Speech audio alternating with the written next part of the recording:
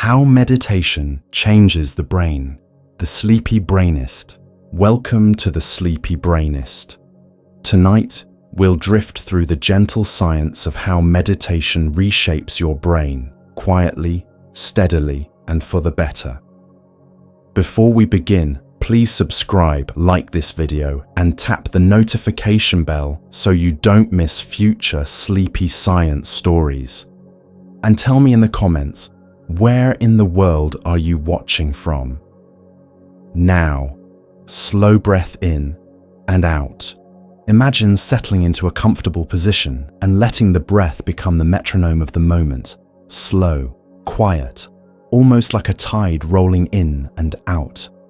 As attention rests on that gentle movement, the brain reads 1,000 small signals. The stretch of the diaphragm as it descends, the soft glide of air along the nose, the slight sway of the ribs, the way the shoulders decide not to help so much. These signals travel upward along vagal pathways into the brainstem and whisper a simple, reassuring message.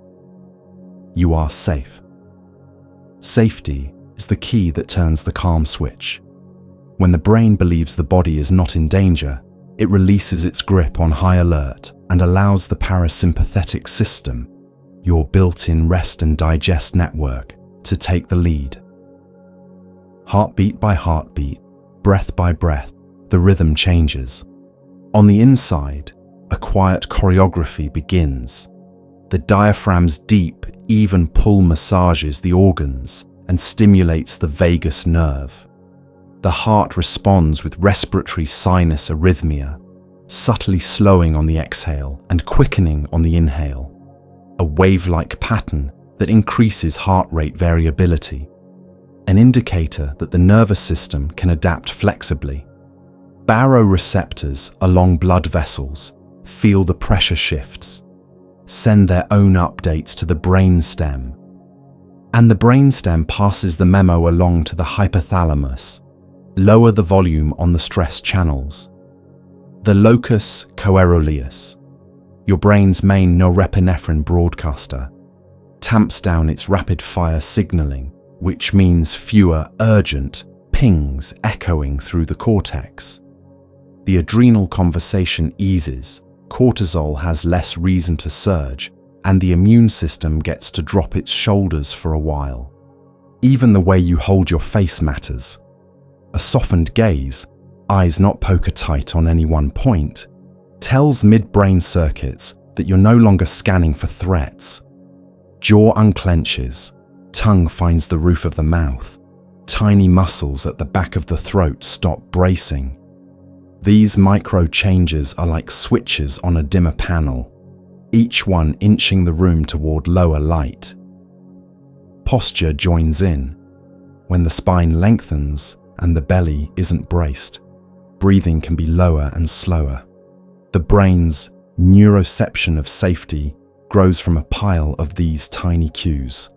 It is less a single lever and more a gentle accumulation, like sand filling a jar, until the weight tips the balance.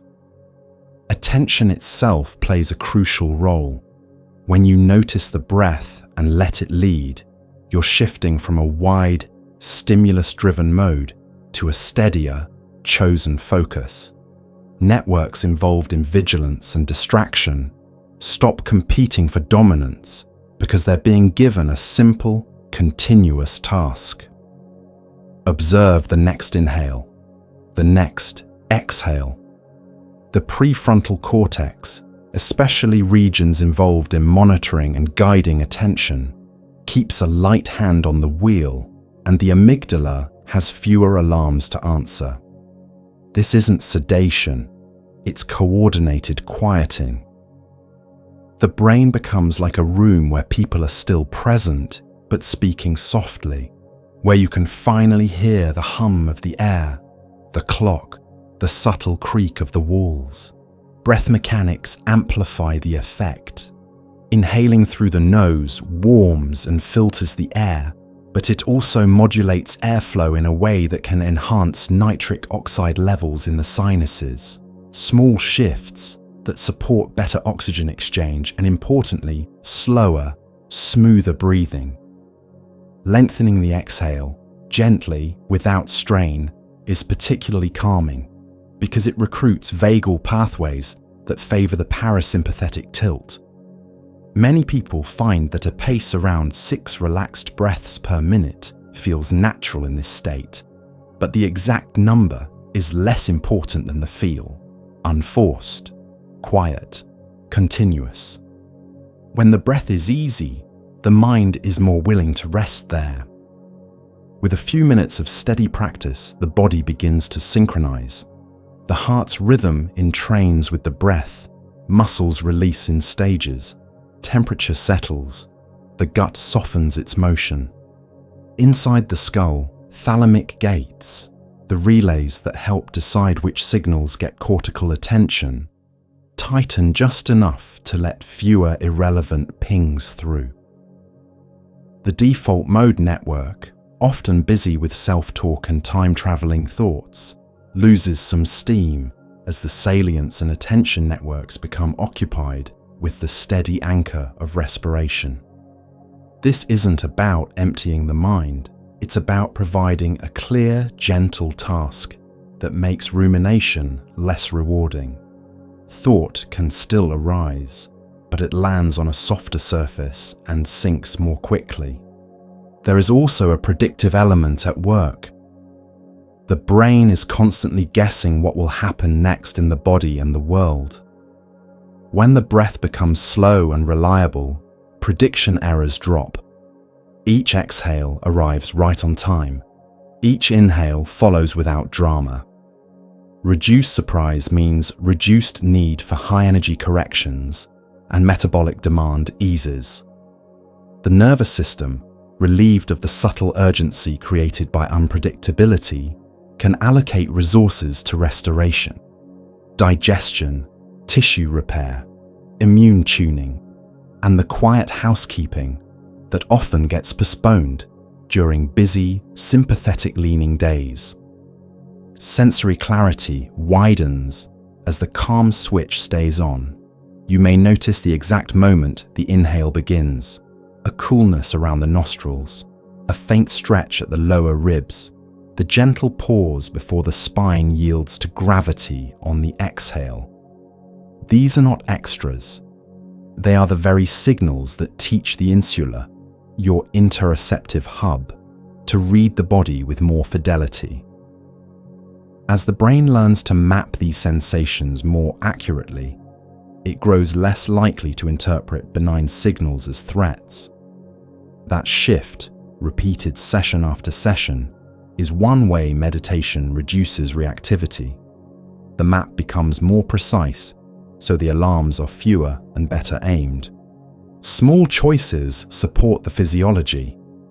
A slower start helps. 3 slightly longer exhales to let the system know what you're asking.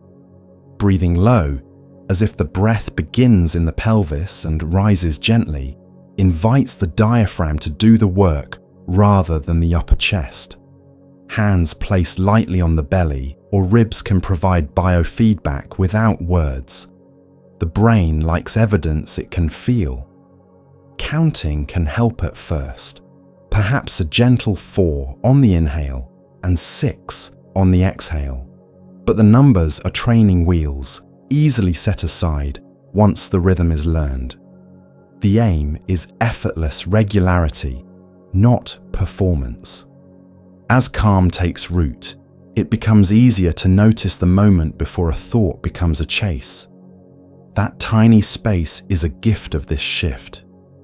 When sympathetic drive eases, the prefrontal networks get a clearer channel to nudge attention back to the breath without the friction of inner argument. Over time, this back and forth, attention wanders, attention returns, conditions the very circuits required for steadiness. The practice is not an escape from life, but a rehearsal for it. The same pathways that keep you with the breath will later help you stay with a conversation, a task, a feeling without being pulled under. None of this requires force. If the mind is busy, It can be busy while the body breathes slowly. If the body is restless, it can be restless while the eyes soften and the jaw releases. The calm switch is less like flipping a breaker and more like dimming lights across a house, one room at a time, until the whole place feels quieter. In that quiet, the brain's chemistry, rhythms, and networks align around a simple priority: safety first, safety felt, and the rest of you takes the cue. Think of the stress system as a well-meaning but jumpy guard dog that's learned to bark at the mail slot, the wind, and sometimes its own shadow. Meditation doesn't silence the dog, it retrains it. Each time you sit, breathe, and stay, you're showing the brain what true non-threat feels like. The amygdala, your alarm hub, is wired to detect patterns of danger quickly and loudly. The prefrontal cortex, your wise manager, is slower but more nuanced. In practice, steady attention and a softer body tilt the balance toward the manager. Signals from the breath and posture feed the brainstem and hypothalamus with cues of safety, so the hypothalamus dials back the chemical all hands memo that would ordinarily rush through the HPA axis. Less corticotropin-releasing hormone, less ACTH, and fewer cortisol surges. This isn't numbing, it's calibration. The guard dog learns the difference between a real intruder and a coat on a chair. When you feel a wave of tension, micro-choices matter. You might pause before you respond, notice your feet on the floor, and let the exhale lengthen by a few beats. That single act engages the vagus nerve in a quiet way and shifts the autonomic balance. The sympathetic system, the gas pedal, stops flooring itself, and the parasympathetic brake becomes responsive rather than sluggish. Heart rate variability ticks up as your heart and breath begin a friendly call and response, a biomarker that the body is more flexible, more able to pivot. The locus coeruleus, which broadcasts noradrenaline to sharpen focus during alerts, reduces its bursty firing. Your inner radio loses the static that makes everything seem urgent. A calmer chemistry changes perception. Stress shortens the fuse between sensation and story. A tightness in the chest instantly becomes, "This is bad."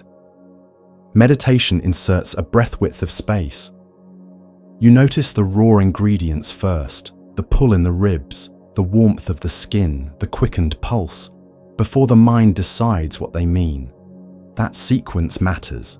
The insula, a region that maps body signals, becomes a better translator, and the prefrontal cortex gets time to assess, making it easier to ask, is this discomfort or danger?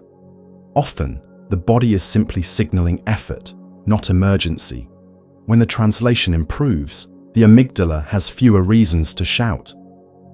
Context is the hippocampus's specialty, and it joins the lesson.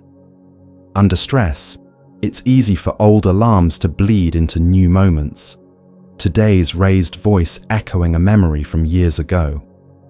As you practice staying with a harmless but activating stimulus, say the thought of a deadline, while resting the body, the hippocampus helps label the moment accurately. Now, not then. Difficult, not catastrophic. This is exposure in a gentle key. Repeated in short, safe sessions, the brain updates its threat library. Extinction learning doesn't delete fear. It stores a newer, stronger, "this is safe enough" memory that can win the recall competition when you need it. The circuitry of regulation strengthens in small, quiet reps. Each time attention wanders to a worry and you escort it back to the breath without scolding yourself, the anterior cingulate practices conflict monitoring with less drama. The ventromedial prefrontal cortex rehearses telling the amygdala, "I see it too and we're okay."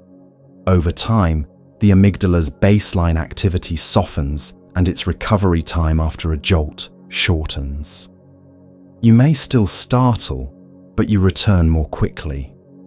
That speed of recovery, resilience in plain clothes, often feels like life becoming roomy again. Stress also lives in muscles. The jaw sets, the shoulders climb, the hands curl. Bringing attention to these patterns while breathing low is like releasing knots in a rope. Instead of fighting tension, you let gravity reclaim what it can. The body's mechanoreceptors send new data upstream. Less bracing, less reason to keep the sirens on. Baroreceptors in blood vessels respond to the slower breath by helping stabilize pressure.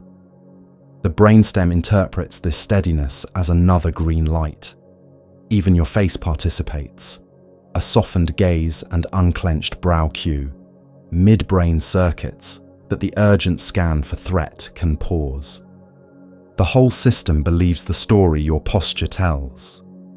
Sometimes a stressor is a thought, a prickly headline, a memory, a prediction. Meditation practices like labeling can help. Planning, remembering, worrying. A simple, accurate tag is like putting a file in the right drawer. You don't need to read it all now. Other times you might use a sensory anchor, the coolness at the nostrils, the rise of the belly, to keep attention local. The thought can still pass through. You just don't hand it the microphone. The practice becomes notice, allow, return. No struggle, no chase. Each return is a rep. Reps change circuits. Stress hormones have a rhythm across the day, and chronic stress flattens that curve. While you sit and breathe, you're not forcing cortisol down. You're restoring the system's sensitivity to feedback. The next time a stressor ends, your body is more likely to hear its own stand down message. Immunity quietly shifts too. When the body isn't perpetually bracing for injury, inflammatory signals can settle. Wound healing and digestion regain priority. Many people report fewer stress-triggered headaches or stomach aches, not because life has become gentle, but because the inner thermostat no longer overheats the room at the first sign of weather. In daily life, this looks ordinary. A notification pings. The old habit is to flinch, breath hitching, shoulders tightening, before the mind even reads the message. With practice, the ping becomes a cue. Slow inhale, longer exhale, jaw soft. The body gets the first vote, the brain follows. Or you're in a conversation and feel the heat rise, heart faster, face warm. Instead of rushing to defend, you notice your feet, lean back a centimeter, and let one breath finish fully. That single exhale buys enough time for the prefrontal cortex to choose words instead of reflexes. The situation might still be hard, but it's not steering you by the collar. It helps to rehearse when the stakes are low. You can practice with harmless stress droplets, a mildly cold shower, a brisk walk at the edge of comfort, holding plank for 3 more breaths. Meet the sensation. Breathe. Soften unneeded muscles. Stay. The lesson becomes portable. The body can experience intensity without declaring emergency. Later, when real stress arrives, those neural grooves guide your response. Rather than suppressing emotion, you're increasing range, like teaching a violin to play softly and loudly without screeching. Sometimes the nervous system is convinced that more thinking will solve the feeling. Meditation offers a different math. By stabilizing attention and body state first, the quality of thinking improves on its own. Decisions made from a settled physiology tend to be cleaner, less avoidant, less impulsive. You can still act quickly when needed. You're just not paying the hidden tax of constant overactivation. The stress circuit, keeps its power for moments that deserve it. And you can feel the difference between move now and breathe first. There will be sessions where the mind won't sit, where the body buzzes and the alarm seems stuck. That's part of the training. Showing up calmly to an uncalm state teaches the system that agitation itself is survivable. You're not waiting for perfect conditions. You're building the capacity to generate steadiness under ordinary weather. The smoke detector stays installed, the exits remain clear, but the toaster can pop without the siren, and the day can proceed without the house filling with noise. Picture attention as a beam you can shape, sometimes a fine steady laser, sometimes a lantern that brightens the whole room without glare.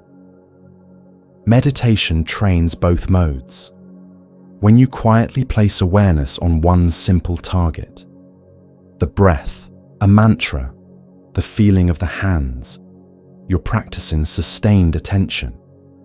Each time you notice the pull of a stray sound or a thought and calmly return, you're practicing selective attention and inhibition. The brain organizes these skills through networks that become more coordinated with practice. Frontoparietal control circuits help you choose and maintain a target. Dorsal attention systems guide goal-directed focus. Salient systems detect what's important and hand it off without drama. The act looks effortless from the outside, but inside, it's like tuning an instrument. Minute adjustments along strings and frets until the tone holds. A softened, open gaze helps this tuning. Rather than glaring at a single point, you let the eyes rest with a broad, gentle field, as if you're seeing the entire scene at once. This reduces unnecessary microsaccades, those tiny, constant eye jumps that stir the visual cortex, and lowers the sense of urgency that narrow, hunter's aim vision can trigger. The eyelids ease, the brow smooths, and the midbrain's orienting reflex stops pouncing at every flicker. Pupil size, which tracks arousal and cognitive effort, settles into a workable middle range, alert but not strained. With less visual static, attention can hold lightly to the chosen anchor while staying aware of the periphery, which makes distractions feel like passing weather rather than sudden storms. In this state, prefrontal regions adopt a kind of light-touch leadership. The dorsolateral prefrontal cortex keeps the current goal online, like a header at the top of a page that says, simply, breathing. The anterior cingulate monitors for conflict, thought arrived, urge to drift, and signals a small correction. The thalamus, particularly the pulvinar, acts like a volume knob on sensory channels, allowing the anchor to remain prominent while dampening irrelevant noise. The neuromodulatory systems cooperate as well. Acetylcholine enhances the signal-to-noise ratio in sensory cortices when you choose a target. Norepinephrine settles from bursty spikes to steadier tone, supporting consistent engagement without jitter. Working memory benefits from this gentle discipline. Holding a simple object in awareness, say, the feeling at the tip of the nose, trains the brain to keep a short, precise snippet, refreshed, without sliding into rehearsal or rumination. You're not clenching the object. You're revisiting it every few moments, like checking a candle's flame. Over time, this refresh loop becomes more efficient. The cost of context switching, the subtle lag and cognitive tax of jumping between tasks, shrinks because you've practiced letting go of one mental set and returning to another smoothly, hundreds of times in a single session. Alpha rhythms often rise in a balanced way during this practice. Alpha is sometimes described as the brain's doorman, closing the gate on irrelevant inputs, so the chosen stream can flow more cleanly. With the gate working well, background chatter recedes, and the default mode network, which loves to narrate and time travel, loses its grip. You're not eliminating thought. You're letting the brain prefer the simplicity of the present signal. Theta rhythms, linked with monitoring and error detection in frontal regions, provide a gentle metronome for those moments when attention wanders. They spike a touch, you notice, and you return. Even gamma bursts, the quick, high-frequency signatures of binding and clarity, can show up when the anchor suddenly becomes vivid, like when the felt texture of the breath coheres in one bright instant before settling again. The practice feels like a paradox. Soft eyes, firm attention. If you try to force focus, the system tightens and tires. If you are too lax, the system floats off. Meditation threads the line by replacing force with rhythm. You might use a simple count, inhale 1, exhale 2, up to 10 and back, or a whispered mental note like in and out. These are training wheels, designed to fall away once the circuits understand the cadence. The real work is in the micro returns, noticing that instant attention is elsewhere and guiding it back without commentary. Each return is a repetition. Repetitions forge pathways. Pathways become habits of mind that carry into the rest of the day. A practical way to feel this sharpening is through attentional laddering. Start with a broad, open awareness of the whole body like a lantern. Then gently step down the rungs. Whole torso, ribcage, belly, breath at the belly, breath at the nostrils, the coolness at the rim of the nose on inhale. Hold that precise rung for a few breaths, then step back up a rung or two and widen again. This controlled zoom exercises both the dorsal, goal-directed, and ventral, stimulus-driven attention systems, teaching them to coordinate rather than fight. It's like practicing camera work. Pan, zoom, hold, zoom out. Smooth transitions instead of jerky cuts. Distractions become material, not mistakes. A sound arrives. Label it softly as hearing and return to the anchor. A memory surfaces, remembering, then return. A plan tries to write itself in full sentences. Planning, then back. This labeling engages language centers just enough to prevent fusion with the content while recruiting prefrontal oversight. You are not suppressing, you're categorizing and choosing. Over time, the categorization becomes implicit. You feel the tug and without words, reorient. Even the breath can be used to shape the kind of focus you want. Shorter, crisper inhales with normal exhales briefly energize. Longer, smoother exhales with gentle pauses settle the system. If the mind feels dull, brighten the inhalation a touch. If the mind feels scattered, lengthen the exhale. You're adjusting the physiology to support the cognitive task. The way a musician tunes strings before playing. In a few minutes, the quality of attention matches the environment. Steady enough to read a page without rereading the same line. Open enough to notice the distant hum of the room without being pulled into it. Digital life places special demands on these circuits, and meditation gives you leverage. The next time a notification lights up, treat it as a voluntary attentional shift. First, feel the anchor, one full breath, then decide. If you switch, switch fully. If you stay, stay fully. That single inserted breath reduces the reflexive attentional blink that often follows a sudden cue, where the next item of information gets missed because the system is still orienting. You are training the pause that lets you choose your next highlight, rather than letting the brightest thing choose you. Posture cooperates with attention. A long spine with an easy chest frees the diaphragm. but it also keeps the brain from slipping into drowsy sag or rigid brace. The head balanced lightly over the neck reduces the subtle effort that steals bandwidth from focus. Hands resting in a stable shape, palms down on thighs or lightly cupped, cut motor noise. Even the tongue touching the roof of the mouth can reduce swallowing urges that interrupt the flow.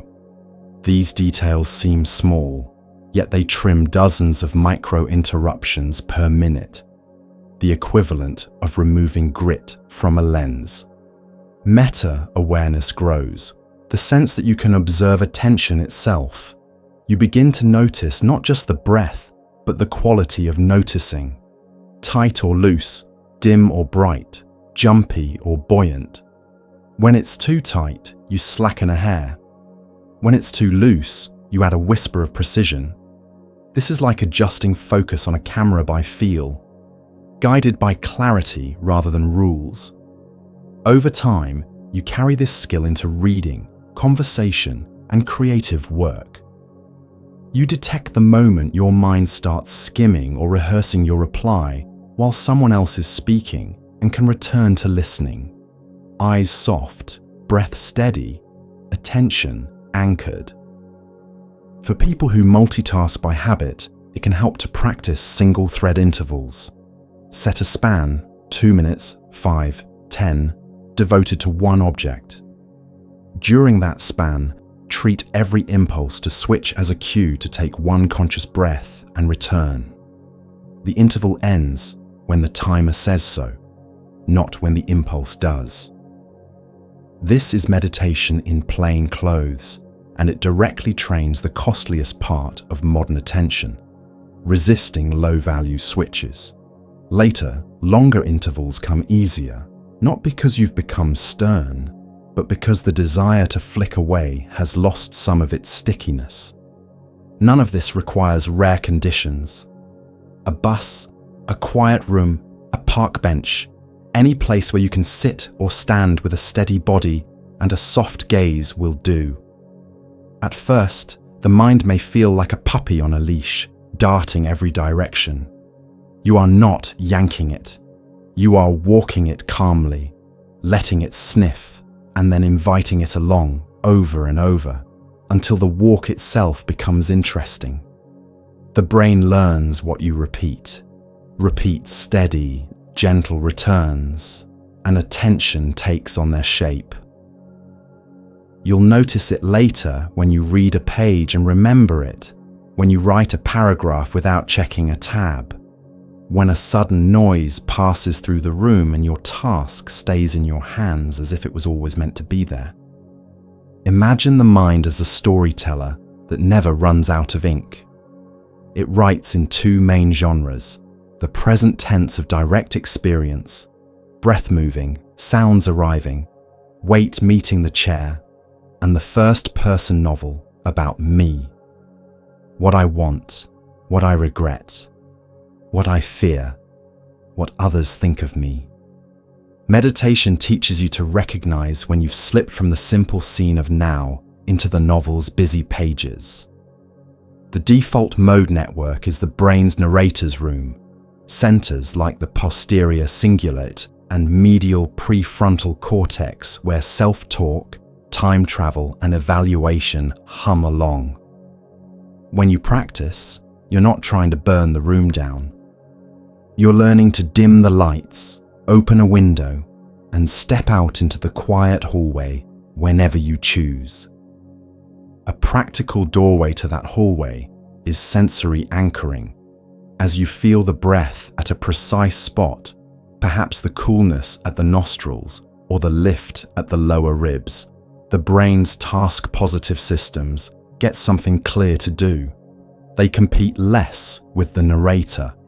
The salience network, with hubs like the anterior insula and anterior cingulate, acts as a switchboard operator, noticing what matters right now and routing attention accordingly. With repetition, the operator learns a new habit. When rumination flares, return the call to the body. The narrator can still write, but it no longer elbows everything else off the desk. You'll feel the handoff. A thought arrives. Why did I say that yesterday?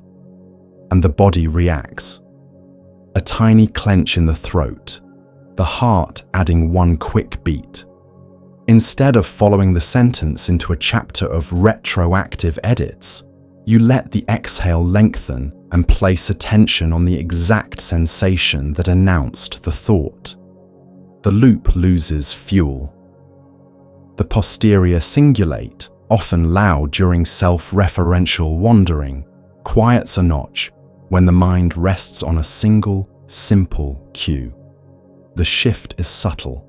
You're still you, still aware, but the sense of being lodged in the center of the story softens. Awareness is there without a commentator whispering about it. Labeling thoughts helps unglue content from identity. A brief tag, remembering, planning, comparing, judging, turns paragraphs into index cards. You don't have to read them now. Each time you label and return to the breath, you're strengthening decentering. The capacity to see thoughts as events in the mind rather than facts about the world or orders you must obey. The medial prefrontal regions that evaluate me and mine get a rest. The networks that monitor present cues come to the foreground. Over time, the narrator's tone changes from urgent to informative. It learns to wait its turn. Not all mind-wandering is trouble. There is the heavy kind, the rut of cycling worries, rehearsals and imagined arguments. And there is the light kind, the gentle drift that makes room for insight, creativity, and memory consolidation. Meditation doesn't erase wandering, it improves your discrimination. You learn to feel when the story tightens into a loop. The body's tension rises, the breath gets thin, the time horizon narrows to what if. That's your signal to touch the anchor. Widen your gaze, soften the jaw, and let the loop unwind. Later, when the mind drifts in a soft, expansive way, ideas connecting without pressure, you can notice that too and leave it undisturbed. The difference is felt rather than decided. Another lever is perspective. The self-focused network loves first-person heat. I failed. They think I'm foolish. A gentle practice is to shift the pronoun or vantage point, silently narrating in second or third person for a few breaths, or seeing the scene as if from a few feet behind your shoulder. The content doesn't need to change. The grip does. This move recruits lateral prefrontal regions associated with cognitive distancing. The same thought seen at arm's length has less sting, and the body follows suit. Shoulders drop a half inch. The breath deepens by a quiet beat. You haven't solved anything. You've stopped fusing with it. Posture and eyes matter more than they seem. A narrow, hard gaze tends to amplify inner narration. It's the same visual stance hunters use. In meditation, let the eyes be soft and wide, as if you're looking at a horizon. The orienting reflex calms, visual cortex stops shouting for attention, and the narrator loses a frequent ally. A long spine with ease at the belly tells older, subcortical layers. No immediate danger here. That message alone reduces the storyteller's impulse to scan the past for mistakes and the future for traps. Safety felt melts story fuel. Open monitoring practice adds another dimension. Instead of fixing on a single anchor, you rest in a receptive awareness of whatever arises, sound, sensation, thought, without choosing a target. Imagine sitting on a riverbank watching leaves float by. Each leaf is a mental event. You don't label every leaf, you simply notice when you've climbed onto one and step back to the bank. This trains the brain to let experiences begin and end on their own schedules. The posterior cingulate's urge to grab and narrate softens when nothing is being edited, only seen. Paradoxically, clarity increases. When something truly salient appears, a strong emotion, a sharp pain, you notice more quickly and respond more skillfully because you weren't already absorbed. Rumination tends to compress time. The mind toggles between then and next, skipping now. A simple countermeasure is the timestamp practice. When a thought arises about the past or future, silently note past or future. Feel one full breath and locate one concrete present cue. The weight of the left heel, the sound furthest away, the temperature on the upper lip. This triangulation reintroduces the present tense without denying the mind's habit of simulation. You're teaching the narrator it can hold timelines without drowning in them. When emotions surge, the narrator's pen speeds up. The moment you notice this, bring attention to the emotion's body signature. If it is worry, where is it? Tightness around the eyes, buzz in the chest, restlessness in the hands.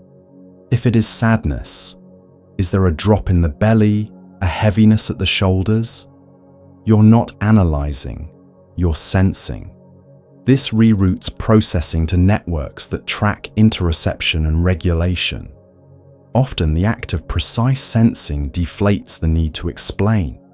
The story pauses because the organism has been seen. The pause is not avoidance, it's proper sequencing. Feel first, think second. You can also train the micro-release. Settle into the breath and scan for the smallest unit of clench you can find. Perhaps the tongue root, or the tiny muscles between the eyebrows. On the exhale, let exactly that much soften, nothing more. 2 breaths later, find the next micro-clench. This is not a body sweep, it's surgical. As clamps loosen, the narrator's urgency loses its evidence. The brain updates its model, fewer threat signals, fewer reasons to spin defensive tales. Over minutes, a wider quiet emerges.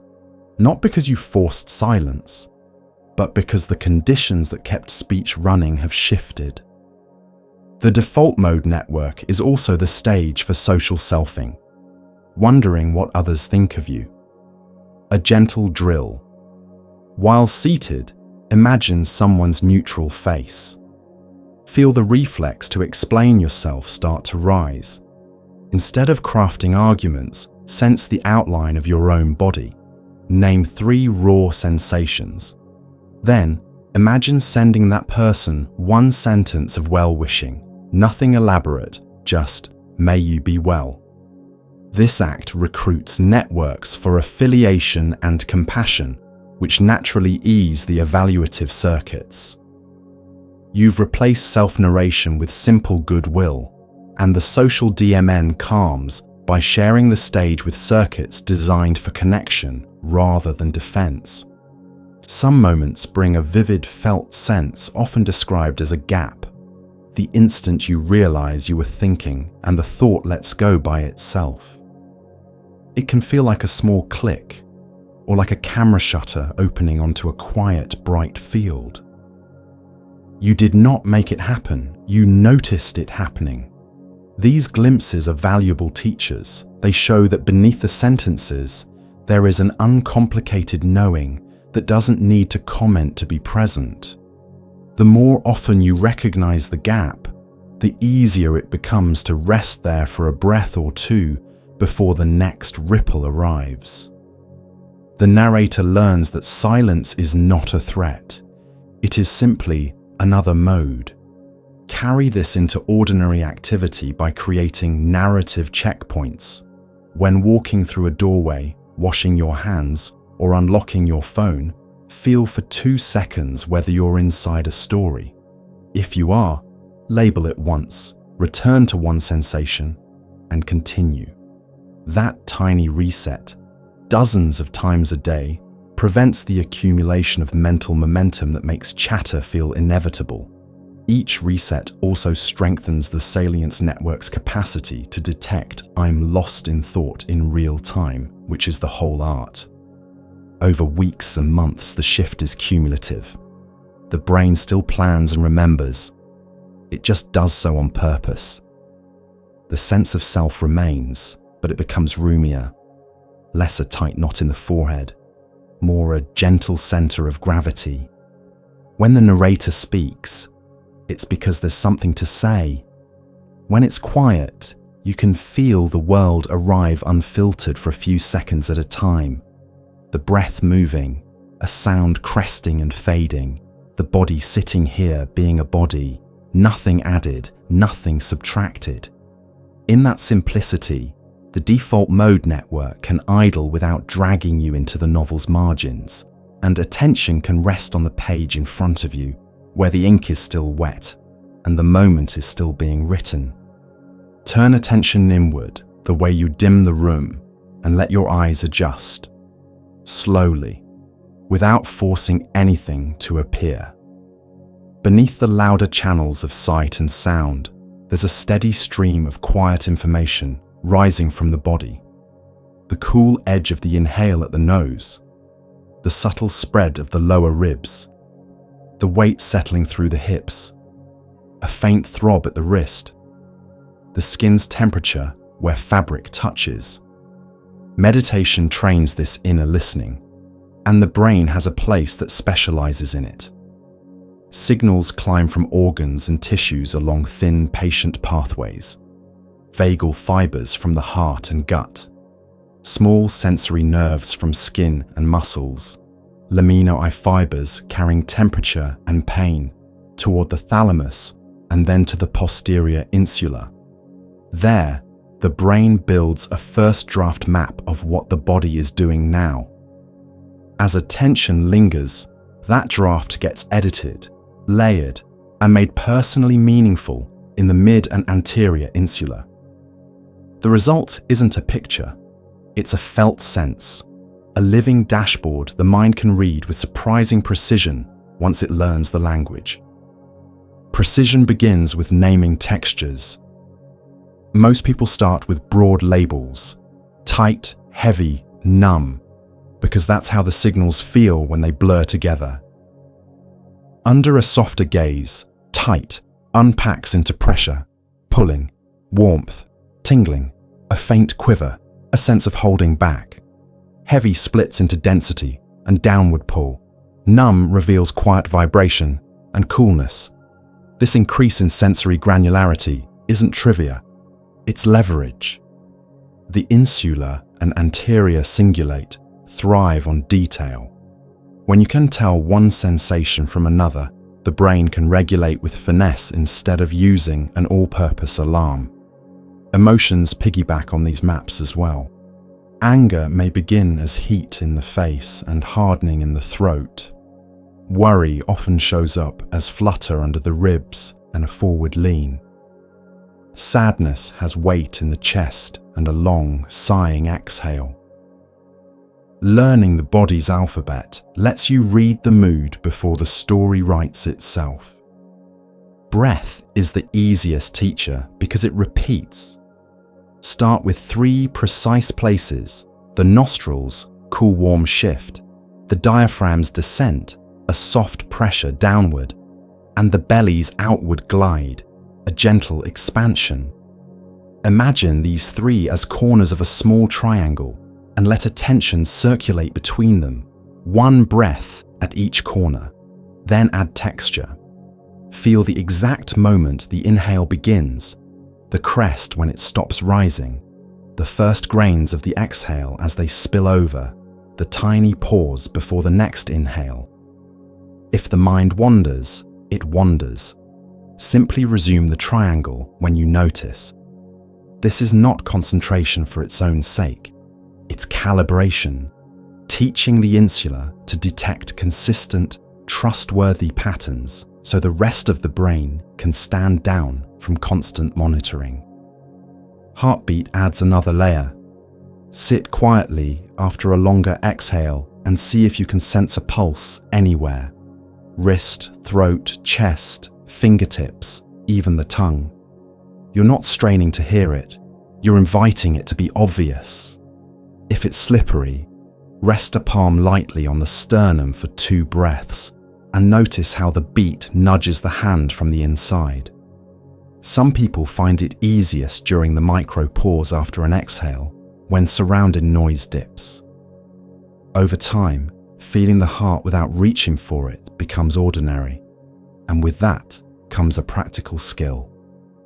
When the pulse climbs, you can adjust breathing to lengthen the exhale a shade and watch the beat soften by itself. The body gets the memo that you're listening, and the system cooperates. Hunger, fullness, and craving are part of this inner literacy. Before eating, pause for one slow breath and locate hunger as a sensation rather than an idea. Is it a hollow in the upper stomach, a light tug behind the navel, a fading of body warmth, a flatness of energy? Mid-meal, feel for the first signal of enough, often a tiny ease in the inhale, a slower fork hand, a warmth spreading under the ribs. Craving looks different, often a tightening at the lips or a restless tongue, a forward-leaning chest, a narrowing of attention toward the image of the thing. Label the craving's components and take 2 long exhales. Sometimes you still choose it. Sometimes naming it dissolves half its pull. Either way, the choice becomes a choice again. Pain fits here too, but it asks for kindness. The brain treats pain as a high priority signal because some pains matter urgently. Interoceptive training doesn't deny that. It refines the reading. When a familiar ache arises, a safe, known tension, place attention at its edges, not its center. Notice how the borders change with breath. Do they sharpen on the inhale, feather on the exhale, pulse with the heartbeat? Map 3 qualities: temperature, pressure, movement, without evaluating. Often, the pain reorganizes from solid block into heat in one line, pressure in one point, small waves under both, and that unpacking lowers distress even when intensity stays. The insula excels at these distinctions, and the prefrontal cortex can then regulate without shutting the system down. Movement and stillness become tools rather than opposites. Proprioception, your sense of body position, partners with interoception when you make tiny adjustments. Try the 1 centimeter breath. Sit tall and allow the ribs to widen so slightly that from the outside, nothing changes. Feel for the faintest glide in the intercostal spaces. Then the reverse. A breath so shallow, it's more temperature shift than motion at the nostrils. Both are real. Both leave fingerprints in the insula. Add a micro roll of the shoulders, slow enough that you can track the skin folding and stretching under the fabric, or a tiny tilt of the head and the awakening of muscles along one side of the neck. These small moves sharpen the body map far more than big ones because they force the brain to use precise signals instead of momentum. A simple daily drill builds capacity without drama. Pick 1 neutral cue from each layer: skin, temperature at the cheeks; muscle, chancha fascia, a band of tone across the upper back; viscera, gentle pressure under the ribs; cardiorespiratory, pulse, or the breath triangle. Touch each for a breath. That's a 4-breath scan you can do waiting for an elevator or a kettle. Over days, add duration: 2 breaths per cue, then 3. The goal is not to complete a checklist. It's to make the inner map familiar in different situations, so that during stress you can find at least one trustworthy anchor quickly. The gut has a special seat in this orchestra. Enteric nerves send a constant stream of updates about stretch, chemistry, and motion. Anxiety often shows up here as flutter or clench, and the brain, reading that as potential threat, can amplify rumination. 2 adjustments help. First, breath direction. Imagine the inhale expanding sideways into the lower ribs, not forward into the belly, to prevent overbracing the front wall. Second, touch. Place one hand on the side of the lower ribs and feel them widen against your palm for 3 breaths. Lateral expansion soothes protective abdominal guarding while still inviting the diaphragm to descend. The gut signals sharpen without shouting. Interoception also explains the usefulness of urge surfing. An urge, check the phone, interrupt, reach for a snack, has a shape if you look closely. It swells in the chest or hands, it leans the head forward, it speeds the breath. Rather than obeying or suppressing, track its waveform. Name the rising, the crest, the falling, the settling. Most urges last seconds when not fed by attention. Watching an urge crest and pass is a powerful lesson for the insular. Intensity can exist without immediate action. The prefrontal cortex gets room to choose, and the habit loop weakens a notch. Some people worry that tuning inward will make them hypersensitive. What usually happens is the opposite. Sensitivity becomes useful instead of overwhelming. The anterior insula integrates bodily signals with context, time of day, setting, meaning, so that the same heartbeat feels different during a run than during a meeting. Meditation teaches this integration. A fast heart while climbing stairs is labeled effort. The same speed while sitting is labeled activation. And you can respond with breath rather than story. Over weeks, the brain reduces false alarms because its predictions about the body are better. That predictive accuracy lowers background anxiety without flattening your ability to notice real signals. Language can support the map without stealing the show. After practice, jot 2 lines, 3 notable sensations and 1 mood word that best fits the body's state. Keep the words concrete for sensations: warmth at cheeks, rope across right shoulder, sparkle at fingertips, and simple for mood: steady, buzzy, sluggish. This quick record trains emotion granularity by starting from the body rather than the story. People who struggle to identify feelings often find that starting with temperature, pressure, and movement eases the leap from something's wrong to I feel keyed up and protective, which is a difference that matters in how you act. Eyes and tongue are small, reliable levers. Soften the gaze so the edges of the room come into awareness, and notice how your breath changes by itself. Let the tongue rest lightly on the roof of the mouth and feel how swallowing urges slow and the jaw releases a bit. These shifts send a cascade down neck and chest. A narrow, hunting visual mode and a clenched jaw feed vigilance, while a panoramic gaze and a resting tongue favor the parasympathetic tilt. You're building conditions under which the inner map clarifies with less interference. Temperature and touch give quick entries on difficult days. Place a cool palm on the warm forehead for 2 breaths and simply contrast the temperatures without commentary. Or hold a mug and feel the heat seep into the fingers, naming the spread: first index, then middle, then ring. These are not tricks. They are precise, low-latency signals the insula loves. Clean data that cuts through cognitive haze. If dizziness, nausea, or breath hunger arises during practice, treat them as objects, not commands. Shrink the breath, gentle sip in, long easy out, and anchor to the heaviest contact point with the chair or floor. Name the largest, slowest sensation you can find: pressure at the hips, weight in the heels. Let the faster sensations play in the background until they settle. This respects the body's priority system while reminding it that speed is not the same as importance. Over time, the map becomes trustworthy. You notice early hints of depletion, a frayed breath, a thinness at the eyes, before sharp mood drops.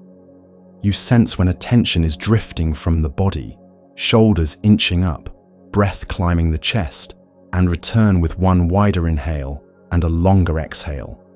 Decisions get a somatic vote, a yes that feels like space and warmth, a no that shows up as constriction and leaning away. You still think, weigh, and plan. You simply do it with the body online, providing data that is older than language and usually more honest. The insula keeps drawing its quiet map, and you keep learning to read it. One breath, one small sensation, one precise word at a time. Think of memory as a garden. The brain tends quietly in the background. Seeds arrive as experiences. Some sprout into sturdy plants you can find whenever you like. Others wither, and a few grow wild where they're not helpful. Meditation changes the soil and the weather. When you sit and breathe, the chemistry that washes around the hippocampus, the brain's master gardener for learning and context, shifts from brace and conserve to rest and grow. Cortisol eases from stress peaks toward a calmer tide. The locus coeruleus reduces its jittery broadcast of norepinephrine from a blaring siren to a steady lighthouse beam. That steadier tone matters because memory doesn't love chaos. Over-arousal shoves everything into the urgent bin without detail. Under-arousal lets moments slide by unmarked. A settled practice keeps you in the middle range where new information can be tagged precisely. What was said, who said it, where you were, what else was happening. So later you can find it again without rummaging. Inside the hippocampus, different neighborhoods do different jobs. The dentate gyrus is the gate that performs pattern separation, keeping similar things from blurring. The cafe you studied in today versus the one down the street last week. CA 3 stitches pieces together. Pattern completion so that a hint, the smell of coffee, can retrieve the whole scene. The paragraph you were reading, the concept you nearly understood. When stress is high, separation weakens. Everything feels like everything, and retrieving one memory drags in half a dozen others you didn't ask for. When you practice bringing attention back to a simple anchor, you're also rehearsing this discrimination. This breath, not that thought. Over time, the habit translates. This definition, not the last one. This face, not the similar face from last year. The hippocampus loves that clarity.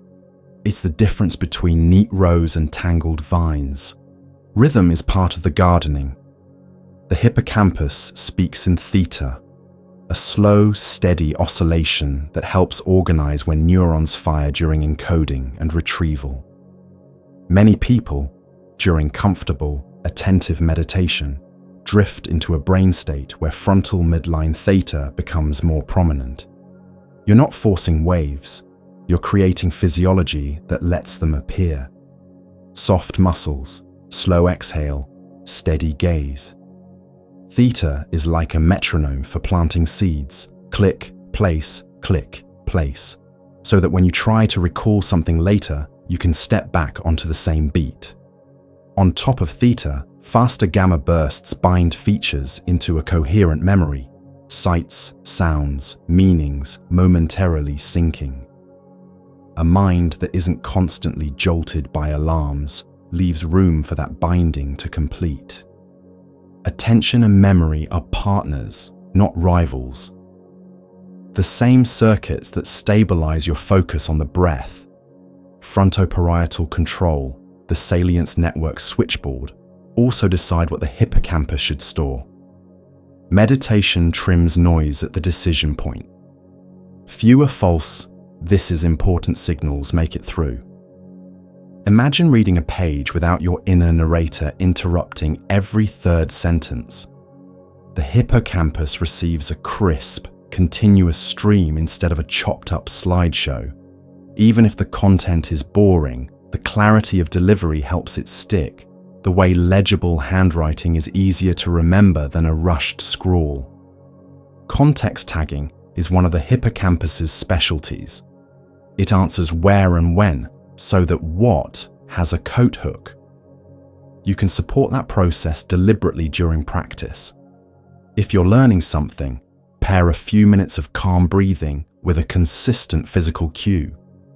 The scent of a particular tea, the feel of a specific chair, the sound of a quiet fan.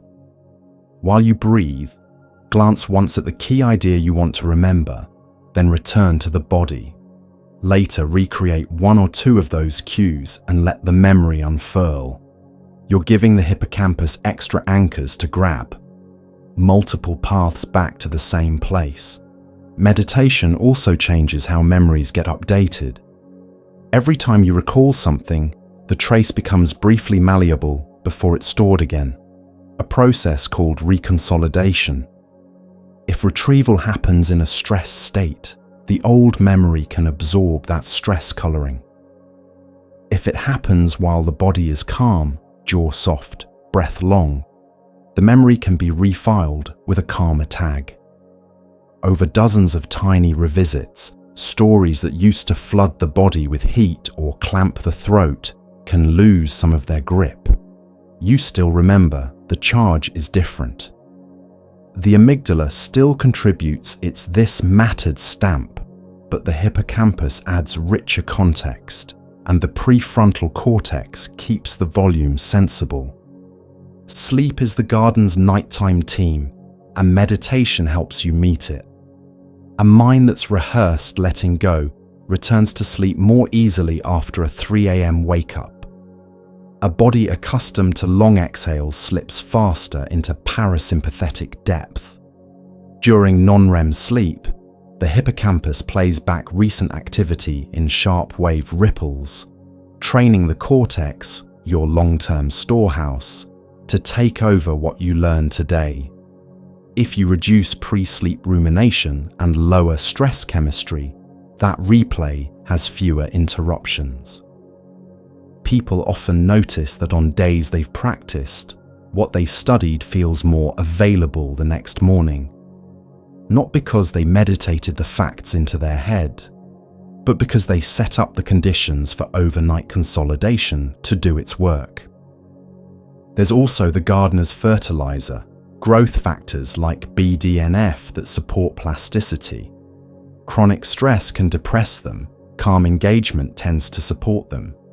You don't have to chase molecules, you chase conditions. 10 calm minutes before studying, or as a buffer after, signals to the brain that it's a safe time to grow synapses instead of defend the perimeter.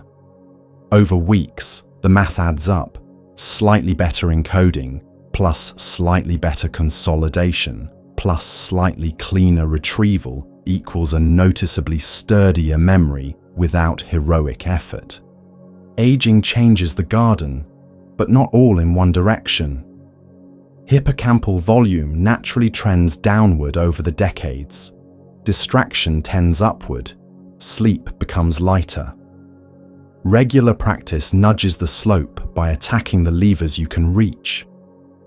Better sleep onset, lower background stress, cleaner attention, more deliberate context tagging. Some people find a study breath helpful.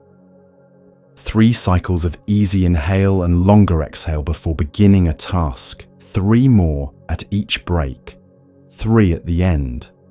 Not dramatic, just enough to keep the gardener's hands steady while planting and labeling. Emotion saturates memory, and meditation doesn't drain emotion, it refines it. Highly charged moments are saved quickly, but often sloppily. The brain stores the loudest features and ignores the rest.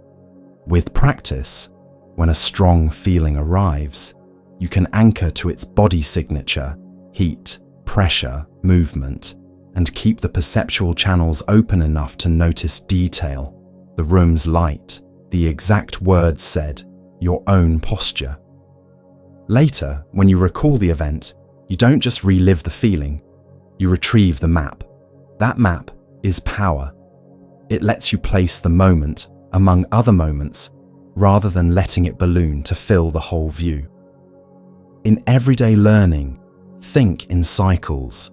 A simple loop might be 5 minutes read, 1 minute breathe, 10 minutes practice, 1 minute breathe, short review, 1 minute breathe.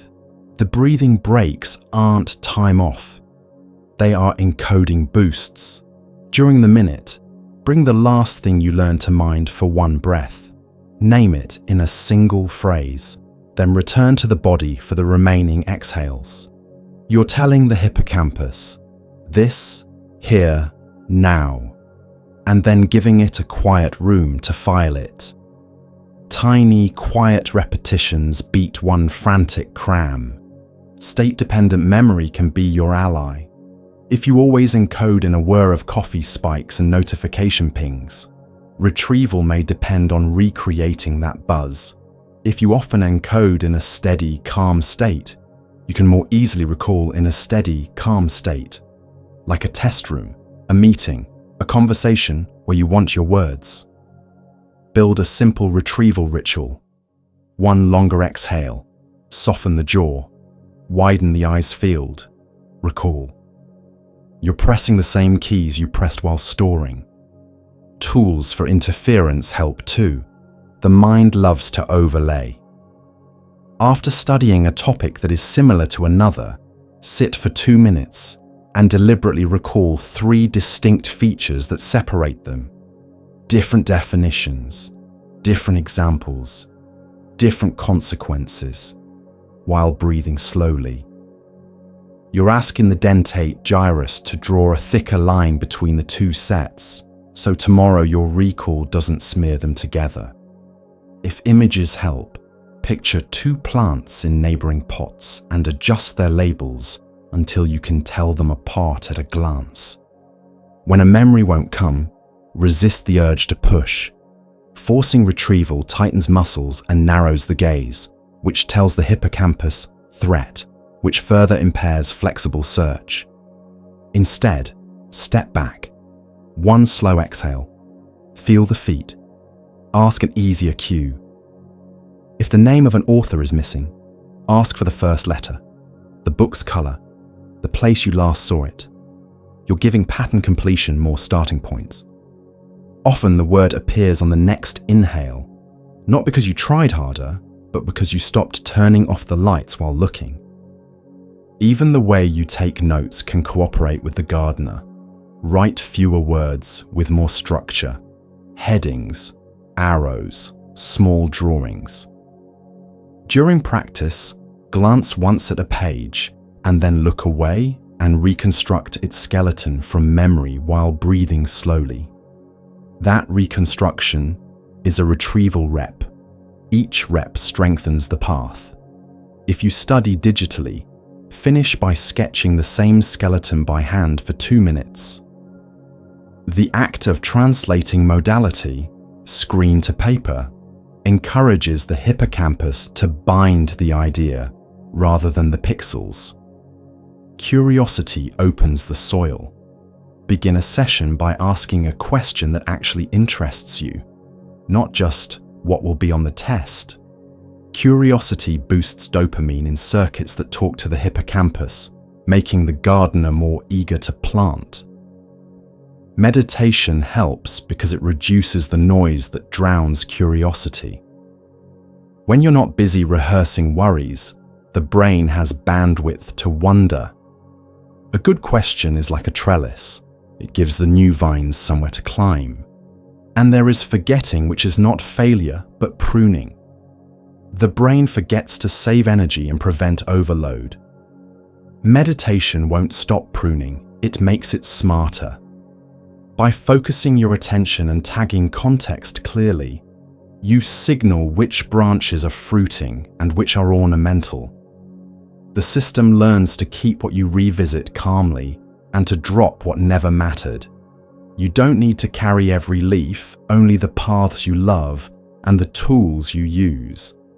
In a quieter brain, that choice becomes visible, breath by breath, as the garden arranges itself into something you can walk through, remember, and grow from without tripping over the weeds. Emotions are motions of the whole organism, changes in posture, breath, pulse, muscle tone, and attention that carry a message about what matters. Meditation doesn't delete these motions, it gives them elbow room so they can complete their arc without taking the steering wheel. The first shift is sequencing. Instead of meeting a feeling with an instant explanation or defense, you learn to give the body the first minute. Find the raw ingredients before the story. Heat here, pressure there, movement up or down, tightness or looseness, speed or heaviness. Naming 3 concrete features, temperature, pressure, movement, lets the anterior insular and anterior cingulate sort signal from noise, while the amygdala's urgent tagging loses some of its monopoly on meaning. The prefrontal cortex doesn't have to shut emotion down. It can guide it, like a hand at the small of the back. Breath sets the tempo. A long, unforced exhale, repeated a few times, tells vagal pathways to favor the parasympathetic tilt. When the brake is responsive, you don't need to slam it. The face joins. Soften the gaze to widen the visual field. Release the jaw. Let the tongue rest on the palate. These small moves are not theatrics. They're inputs to midbrain and brainstem circuits that constantly ask, are we safe enough to feel this fully? Safety felt expands the window in which emotion can express without flipping into fight, flight, or freeze. You're not dampening intensity, you're right-sizing the container. Labeling gives the container shape. A brief, accurate tag, sadness, irritation, shame, anticipation, has effects beyond vocabulary. Affect labeling recruits right ventrolateral prefrontal regions that downshift amygdala reactivity by turning a tangle into an object. If a fine-grained label appears, use it. Disappointment is different from grief. Unease is different from fear. If nothing tidy comes, keep it simple and concrete. Hot face, heavy chest, forward lean. The label isn't a verdict. It's a handle, and handles make it easier to carry the box without spilling. Reappraisal works better after grounding. Trying to spin a new story while your pulse is sprinting is like editing during an earthquake. Once breath and posture soften the body's threat math, you can test alternative frames with less resistance. Ask gentle questions. What else could this mean? What evidence am I missing? What would I advise a friend from the same facts? What is controllable in the next 10 minutes? The ventromedial prefrontal cortex can then negotiate with limbic urgency, adjusting value signals rather than issuing a brittle denial. Often the body responds first. Shoulders descend a centimeter, exhale lengthens, vision widens a shade. Take these as votes that the new frame is workable. Some feelings are too fast for thought. Anger can bloom before a word forms. Shame can drop the stomach in half a second. For speed, posture is the lever. If anger surges, unlock the knees, let the elbows soften, widen the gaze to include the periphery. On the exhale, feel your feet and imagine them heavy. If shame clamps, lift the sternum 3 millimeters, let the back of the neck lengthen, and find a sensation outside the midline, temperature at the ears, contact at the pinky fingers, to interrupt the inward collapse. These moves don't dismiss the emotion. They keep the body from narrowing so far that only one behavior seems possible. Pendulation gives the nervous system practice in moving between intensity and ease. Pick a neutral or pleasant anchor, hands warm around a mug, the weight at the sight bones, a spot of quiet in the belly. Touch the difficult area for one breath, heat in the face, not in the throat, then return to the anchor for 2 or 3 breaths. Back and forth like rocking. You're teaching the system that it can visit the hard place without living there. The hippocampus helps mark the difference between there and here, reducing globalization, where one hotspot paints the whole field the same color. Over time, the back and forth gets smoother. The nervous system learns that intensity has edges. When emotion carries action urges, slam the door, type the reply, withdraw, practice urge mapping. Where in the body is the command located? Is it a push in the chest, a curl in the hands, a lean forward of the head? Track its waveform for 30 seconds, rising, cresting, falling, residue. Most urges are brief if not fed by rumination. After the crest, ask a practical question. What action honors the value underneath this feeling without making a mess I'll have to clean up? Anger might point to boundary setting, fear to preparation, sadness to care, guilt to repair. You're converting raw drive into a step that belongs to the same family but uses a smaller tool. Social emotions, embarrassment, envy, rejection, are sticky because they recruit the brain's social maps. The medial prefrontal cortex simulates other minds and evaluates the self in their eyes. The simulation is powerful, but rarely complete. 2 micro practices help. First, pronoun shifting. Silently describe the scene in second or third person for a few breaths. You felt the heat rise when they interrupted, or she wants to be seen as competent. This creates cognitive distance without dissociation. Second, brief goodwill. Send one plain sentence of well-wishing toward the other person. May you be steady today. Not because they deserve it, but because goodwill recruits affiliative systems that temper defensive modeling.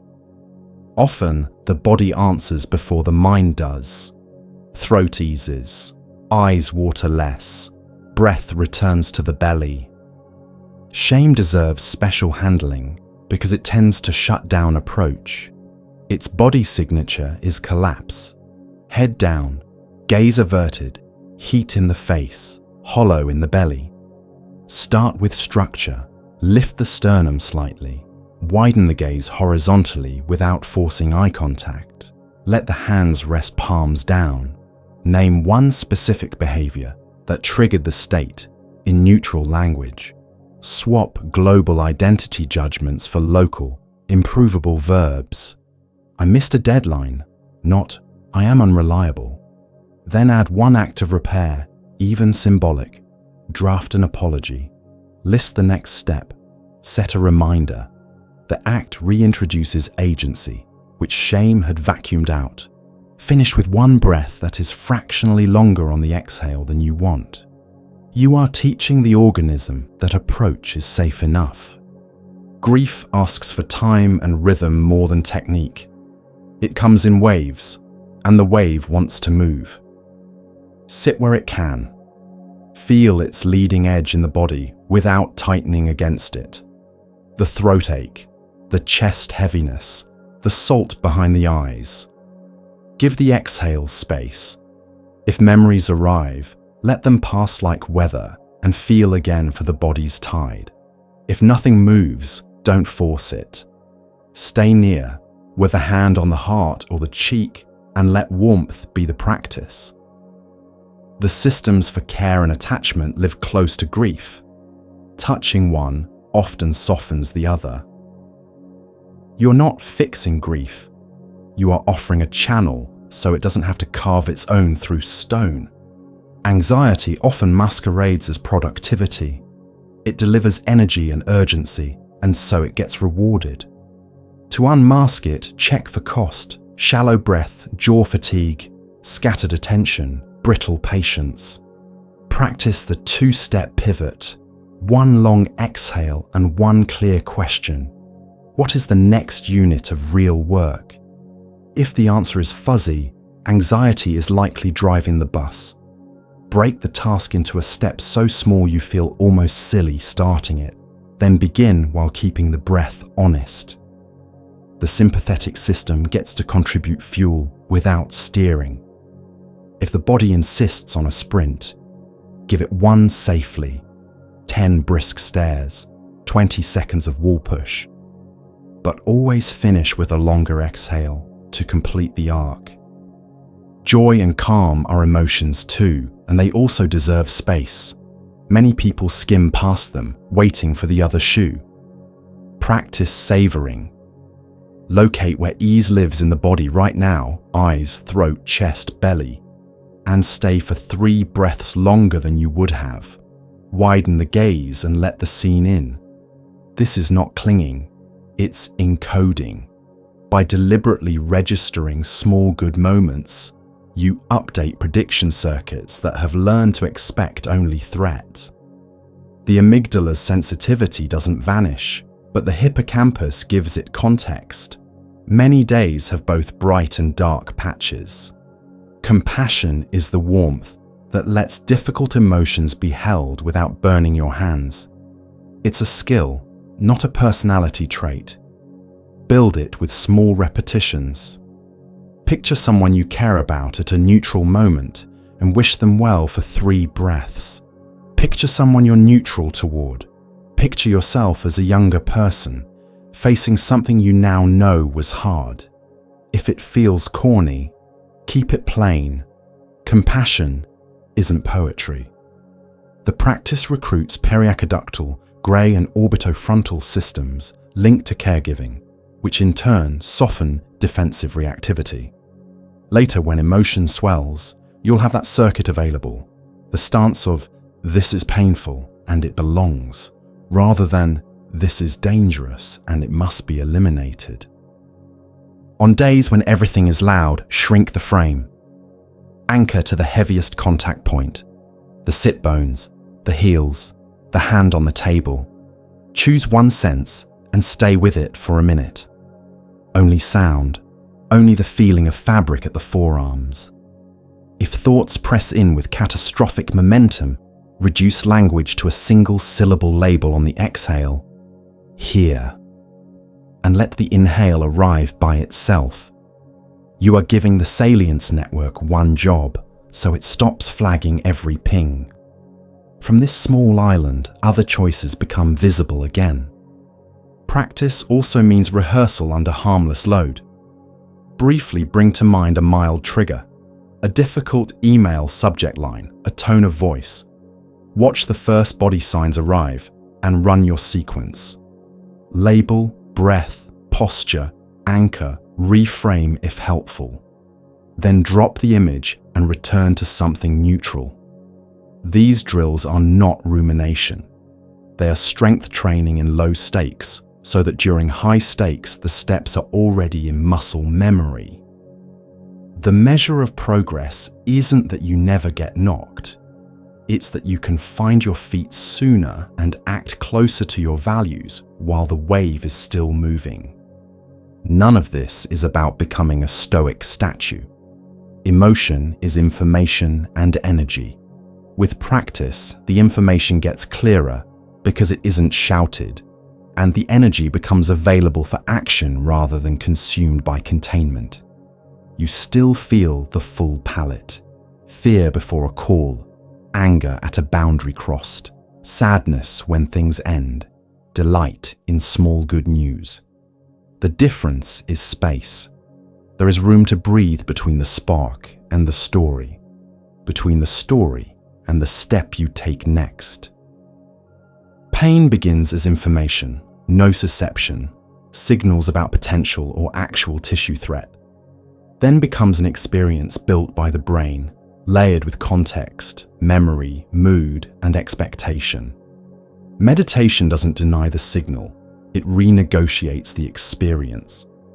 The first move is to separate sensation from the story about the sensation. When a sharp pulse arrives in the back or a hot ache blooms in the knee, the mind races ahead. What if this never ends? What if this means damage? What if I can't do the things I love? The rush is understandable, but it multiplies suffering. Sitting quietly with the breath, you practice letting the body speak first in small, precise words: temperature, pressure, movement. You might find that what the mind called pain is, in this minute, heat that widens on the inhale, pressure that softens a shade on the exhale, a tug that pulses with the heartbeat. The naming doesn't fix the sensation, it unbraids it, and unbraiding reduces the grip. Posture and eyes set the conditions for this unbraiding. A long spine without bracing, a belly that can move, a jaw that isn't clamped, and a soft panoramic gaze tell older brain circuits that there is no immediate predator. That safety felt matters because threat shrinks attention into a tight tunnel where all signals read as danger. With a wider field, you can invite the painful area into a bigger room. Let the breath be natural for a few cycles, then let the exhale lengthen by a beat or two. Each longer exhale is a quiet message along the vagus nerve. Favor, rest and digest. You are not sedating yourself. You are restoring the descending pathways that modulate incoming signals in the spinal cord and brainstem, the very gates that change how loudly nociception becomes pain. Attention is a lens you can adjust. Begin with a broad frame, body as a whole, weight on the seat, sounds in the room. Then zoom gently toward the painful region until you can sense its edges. Where does it begin and where does it not? Edges are powerful because they remind the nervous system that the sensation is located. It is not the whole body. From the edge, map 3 qualities: temperature, hot, cool, neutral; pressure, dense, hollow, squeezing; movement, pulsing, spreading, still. If intensity spikes, zoom out again to the whole body frame. Find something unproblematic, perhaps the hand's warmth or the steady weight at the heels, and pendulate. 2 breaths with the anchor, 1 breath meeting the pain. This back and forth trains the salience network to move fluidly rather than freezing, a skill that lowers the likelihood of spiraling into catastrophizing when the next wave arrives. Language shapes perception. A tiny swap, "there is pain," instead of "my pain," adds a millimeter of space. Or try the most literal phrase you can manage. Warm pressure, 5 centimeters behind the kneecap that swells slightly on the inhale. Literalness recruits mapping regions, insular, somatosensory cortex, over evaluative ones, medial prefrontal areas that narrate meaning about the self. That shift doesn't erase the unpleasantness, but it tends to reduce it, because the brain distinguishes between intensity and aversiveness, using partly separable circuits. Meditation often leaves reported intensity similar, while dimming the "I can't bear this" quality that lives in anterior cingulate and limbic loops.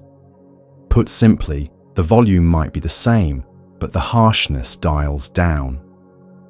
Expectation is a hidden amplifier. If the mind anticipates a stab at the next step or a flare at bedtime, hypervigilance raises the gain, nocebo in everyday clothes. The practice is to notice the predictive moment, the body bracing a second before you move, the breath hitching as you reach for the light. Insert 1 longer exhale and 1 honest question. What is actually present right now before the movement? Often, What's present is anticipatory tension layered on top of the baseline ache. Soften what you can soften: eyes, jaw, belly. Then move a little within the safe range while attending to edges, not stories. Each small, low-drama repetition is an update to the brain's model. Movement occurred. Alarm stayed within bounds. Over days and weeks, prediction errors shrink, and with them, the unnecessary portion of pain. Sensation wants completion. When pain surges, many people tighten around it to stop the wave. Paradoxically, the clamp traps the wave inside muscle and fascia, feeding the very alarm the brain is trying to quiet. Train a micro-release on the exhale. Choose the smallest clutch you can find: tongue root, brow, a ring of muscle around the joint, and let it soften by 2%, no more. Then wait one breath. If the system permits, 2% more. This is not surrender. It is negotiation. As clamps loosen, the insula's map clarifies, and the prefrontal cortex can bring online descending inhibition, circuits through the periaqueductal gray and rostral ventromedial medulla that dampen nociceptive transmission at the spinal level. You don't have to know the acronyms for the body to use the levers. Imagery can help the map change without pretending the signal away. Picture the painful area as a shape, maybe an oval of heat or a knot of pressure. On the exhale, imagine the borders softening, the color diluting a shade, the texture loosening a fiber, or imagine space opening 1 millimeter between the sensation and the surrounding tissue, like letting a tight ring breathe. Visualization isn't magic. It is a way of directing attention that invites the nervous system to explore states other than clench. If imagining feels forced, swap to a tactile prop. Place a warm hand near the area, not to fix, but to offer a steady, non-judging input the brain can trust. Consistent, gentle inputs compete successfully against chaotic alarms. Urges ride along with pain. Urge to guard, to test, to fix, to escape. Map urges as waves distinct from the pain itself. Where do they begin? How long do they last when not fed? What's left after they crest? This urge surfing prevents the automatic pairings that lock suffering in place. Pain, clench, pain, check again, pain, spiral. When an urge peaks, convert it into a value-consistent microaction that won't spike symptoms. Instead of bracing the whole back, let the hands press lightly together for 2 breaths. Instead of checking the joint 10 times, write 1 sentence about what you could do gently today. You're giving the action system something to do that doesn't reteach the body that only immobility is safe. Chronic pain often blends old tissue events with learned protection. The brain stores episodes of that hurt with context and, to be helpful, sometimes generalizes too far. Graded exposure rewrites the overgeneralization. Choose a motion that is safe but feared, a partial squat to a chair, turning the head part way, stepping off a curb, then break it into slices. Breathe, soften. Perform a very small slice while tracking edges. Stop before alarm surges. Exhale longer and let the system register the absence of catastrophe. Over sessions, widen the slice. Because you are training prediction, consistency matters more than heroics. 3 easy reps daily beat 1 big attempt that triggers a flare. This is meditation in motion, and it has the same ingredients: awareness, precision, kindness, repetition. Sleep and pain link arms. Rumination at night keeps the alarm chemistry humming, which both amplifies pain and blocks the consolidation that would help the brain learn safe enough. Bring a brief ritual to bed that privileges body facts over stories. 3 minutes of feeling the breath at the rim of the nostrils. 3 minutes of a neutral body area, hands or feet. 3 gently longer exhales. If pain interrupts, meet it with the same triangle. Edge, 3 qualities. Pendulate, and return to the anchor. You are not forcing sleep. You are lowering the bar for it to happen, which is what it prefers. Compassion is an analgesic, not because it blocks sensation, but because it changes the meaning of sensation from enemy to visitor. Place a warm hand on the area or over the heart and offer one plain sentence that you'd offer a friend. This is hard, and I'm here. The periaqueductal gray, the brainstem hub involved in both caregiving and endogenous pain relief, listens to such stances. You don't have to feel a surge of tenderness. The posture of kindness is enough. Then continue your mapping, your pendulation, your micro-releases. Compassion provides the room in which technique can work. Some days the volume will be high, no matter how skillful you are. On those days, shrink the ambition of the practice, anchor to the heaviest contact points, keep the breath honest, and aim only for not making it worse. This alone is power. Refusing the reflexes, catastrophize, overguard, overcheck, that add layers of suffering. If a flare follows activity, meet the flare as information, not punishment. Track its shape for a few minutes, then widen to include one neutral or pleasant input. A cool forehead, the hum of a fan, the weight of a blanket, and let the nervous system have more than one channel to listen to at once. You can also recruit curiosity. Ask the pain a scientist questions. Does it change with posture by a notch, with a longer exhale, with a softened gaze? Does it have a morning personality and an evening one? Does temperature touch it? Does it sync with the heartbeat or the breath? Curiosity isn't indulgence. It's a competing process that pulls attention from threat appraisal toward mapping. The more maps you build, the less you need emergency broadcasting to navigate. None of this replaces appropriate medical care, imaging, or movement therapy when they are indicated.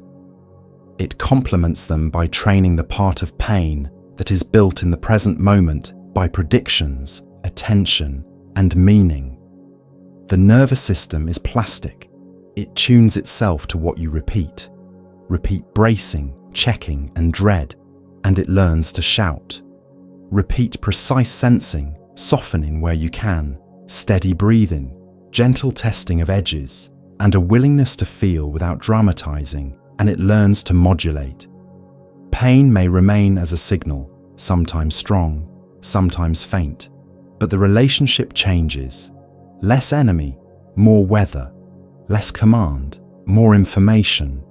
Less grip, more room to live the next small ordinary thing you care about, while the signal does what signals do.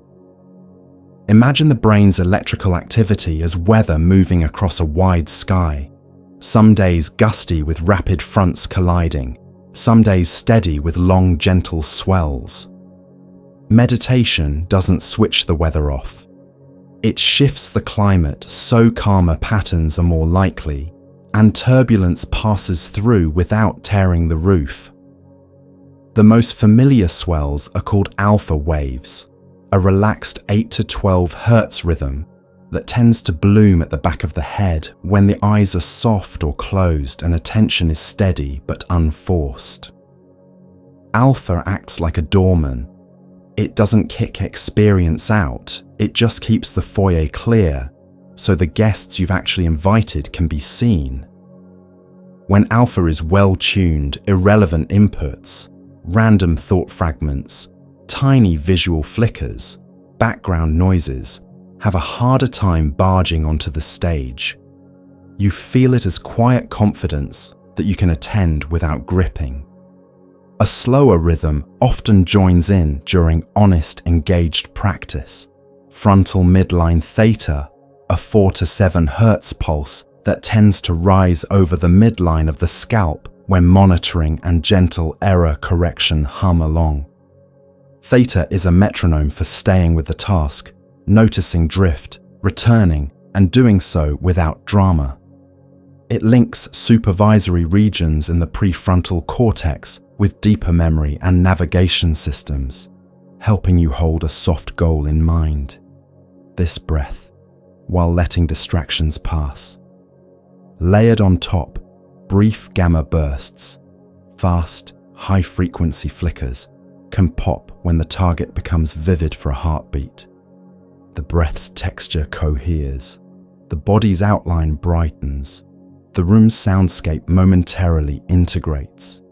These are not trophies, they're the nervous system binding a moment into clarity before relaxing again.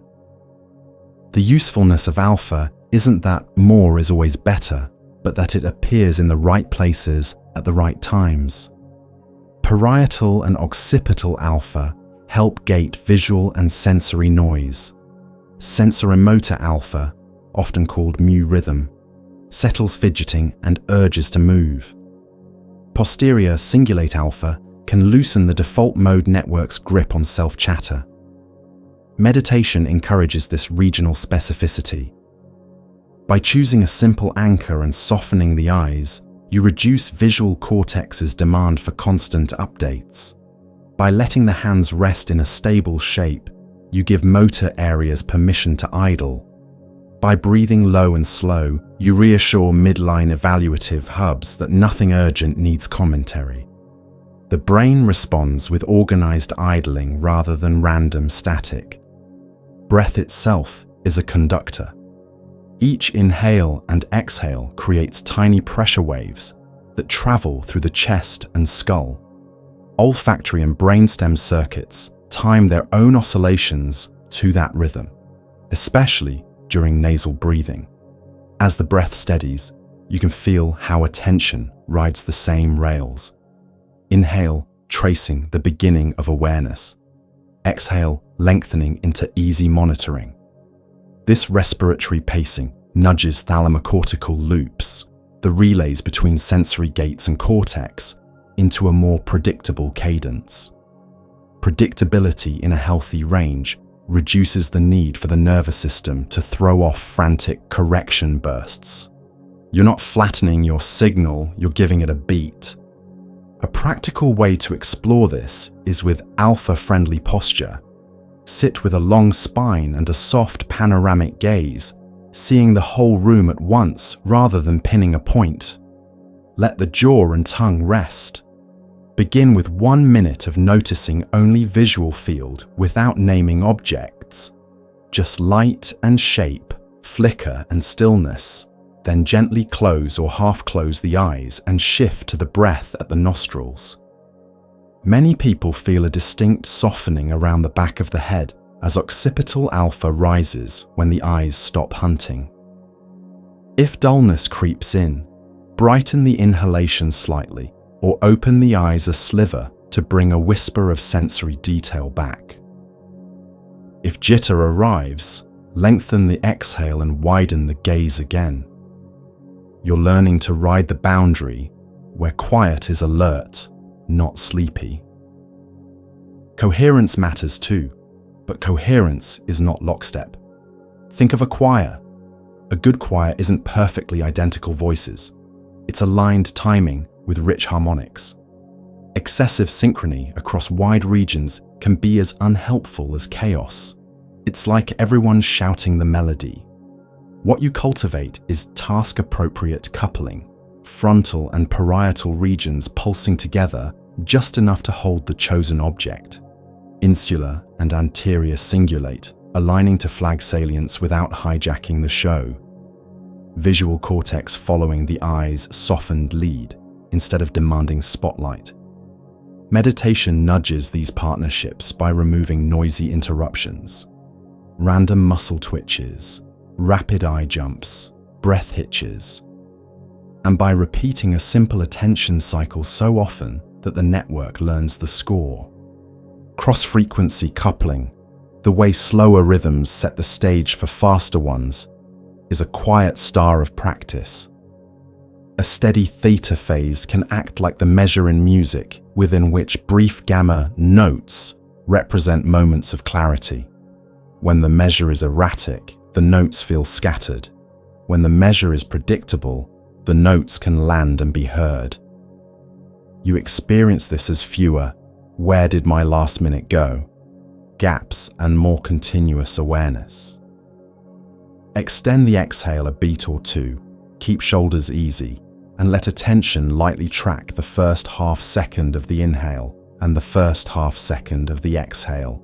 This gives theta a clean frame to escort whatever detail you're noticing. Noradrenergic tone, the background level of the brain's arousal messenger, is another dial. The locus coeruleus can broadcast in a noisy, bursty mode when you're scanning for threats, or in a steadier, tonic mode when you're engaged but safe. Soft eyes, longer exhales, and one chosen anchor encourage the steadier mode. In that state, alpha and theta organize smoothly because they're not being peppered by "look here, look there" pings. You can test this in daily life. Before opening a message that might carry heat, take one slow exhale and soften your gaze to include the screen edges.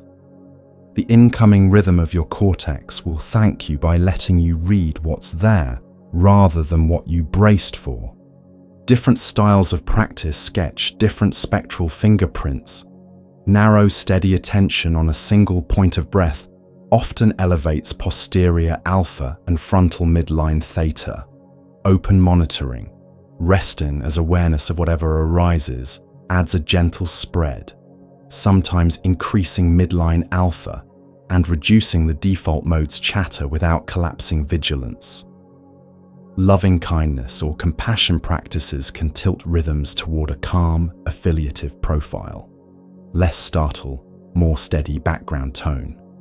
Because the meaning of incoming signals changes from assess and defend to tend and connect. None of these profiles are best. They're tools. You match the tool to the day. Muscles are loud to the EEG. Tiny brow clamps, jaw tension, and shoulder brace throw electrical snow across the scalp. The simplest way to help your waves reveal themselves is to reduce unnecessary motor noise. A micro protocol helps. On the first exhale, soften the brow. On the second, let the tongue rest on the palate. On the third, drop the shoulders a centimeter. On the fourth, widen the gaze, then leave the body alone. Alpha appreciates stillness without stiffness. Theta appreciates interest without effort. There are days when attention feels buzzy, as if fast beta activity, 15 to 30 hertz, has claimed the foreground. Beta isn't the enemy, it's the rhythm of active processing. It becomes tiring when it dominates without rest. Instead of trying to crush it, offer a rhythm it can ride. 5 or 6 slow breaths per minute, a stable anchor in the lower ribs or nostrils, and a deliberate choice not to chase each thought to its end. Often, within a minute or two, you'll feel a softer wave begin to roll under the chatter. That's your entry point. Keep it unforced. If the body insists on movement, stand and practice the same breath while walking very slowly. Attention in the soles of the feet. Sensory motor rhythms settle when motion is smooth and predictable. Sound can quietly guide rhythms. A steady, simple tone, like a fan's hum or distant traffic, gives the auditory cortex something constant to entrain to, freeing higher networks to organize. Let the sound be present without tracking it. Treat it like the canvas behind everything else. Some people find that silent, internal counting, 1 on the inhale, 2 on the exhale, stabilizes theta when the mind is slippery, while others prefer the softness of labeling in and out. Either way, the goal is rhythm, not numbers. When the rhythm holds, drop the counting and rest in the felt wave. Infraslow fluctuations, very slow ebbs and flows across tens of seconds, set background tone. You can't feel them as waves, but you can cooperate with them by choosing session lengths that respect the body's natural crescents. Try practicing in gentle arcs, 2 minutes settling, 3 minutes steady noticing, 1 minute widening to the whole body, then repeat. This honors the nervous system's liking for cycles and reduces the sense that you must maintain a single, brittle state. Consistent arcs teach the system that returning is part of the plan, not a failure of focus. A small but potent refinement is training the moment of return. The instant you notice you've wandered, pause half a second before you steer back. Feel the micro-click of recognition, oh, and let it register without scolding. That half second is where midline theta and prefrontal oversight meet. Treating it kindly strengthens the circuit that notices without tightening. Over time, returns become smoother, and the brain learns that you don't need to light an internal flare every time attention drifts. You can also use the body's big rhythms to stack the deck. Heart rate variability, the subtle variation in time between beats, reflects a flexible brake pedal. Longer exhales and easy diaphragmatic breathing raise that variability, and the heart's rhythm in turn influences brain rhythms through baroreceptor pathways. You'll feel it as a satisfying click when breath, pulse, and attention fall into step. If that click doesn't appear on a given day, no problem, you still planted the conditions. Waves organize more readily in fields that are tilled often. On screens and in conversations, carry the same ingredients in small doses. Before switching tasks, one slow exhale and a softening of the gaze. While listening, sense the breath at the belly for 3 cycles without changing it. If startle hits, widen the visual field to include the corners of the room. These micro gestures prevent runaway beta storms by inviting alpha to remain on duty and theta to keep time. You won't see this on a graph in the moment, but you'll feel it as fewer jags and more glide. Some days, the sky fills with quick clouds anyway. Let it. The point isn't to hold a perfect waveform. It's to provide conditions where useful rhythms can appear and be recognized. Practice is repetition, and repetition teaches prediction. As the brain learns that calm, organized patterns are available, it reaches for them more quickly under load. Waves still change with mood, sleep, and life's weather, but the system gains preference for steady swells over choppy chop. You notice it in plain ways, reading a page once and keeping it, feeling a sudden noise pass through without grabbing your shoulders, being able to sit quietly for a minute and find the breath right where you left it, carrying on while the sky of the mind moves like weather across a horizon that doesn't need to be held up by your hands. Think of change as something the nervous system accomplishes in tiny installments, widely spaced droplets that soak in, rather than a single flood that washes over and runs off. Plasticity is your brain's way of voting with repetition. Neurons that fire together slightly more often change their relationship. Receptors upregulate, dendritic spines reshape, axons wrap in a touch more myelin. Glial cells adjust the local chemistry so tomorrow's signal travels with less friction. That machinery doesn't demand heroics, it demands consistency.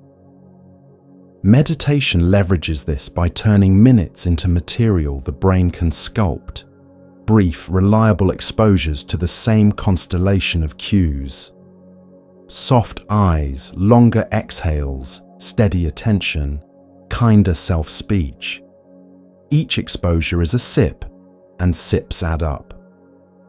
Start with the smallest unit that is too easy to refuse. 1 minute is enough to begin. Sit or stand, widen the gaze, feel one full exhale lengthen, then another, then a third, anchoring attention at a single precise spot. Nostril rim, lower ribs, or the sensation of the hands resting. If the mind races, it races. You are not trying to win silence. You are leaving a trace. That trace matters.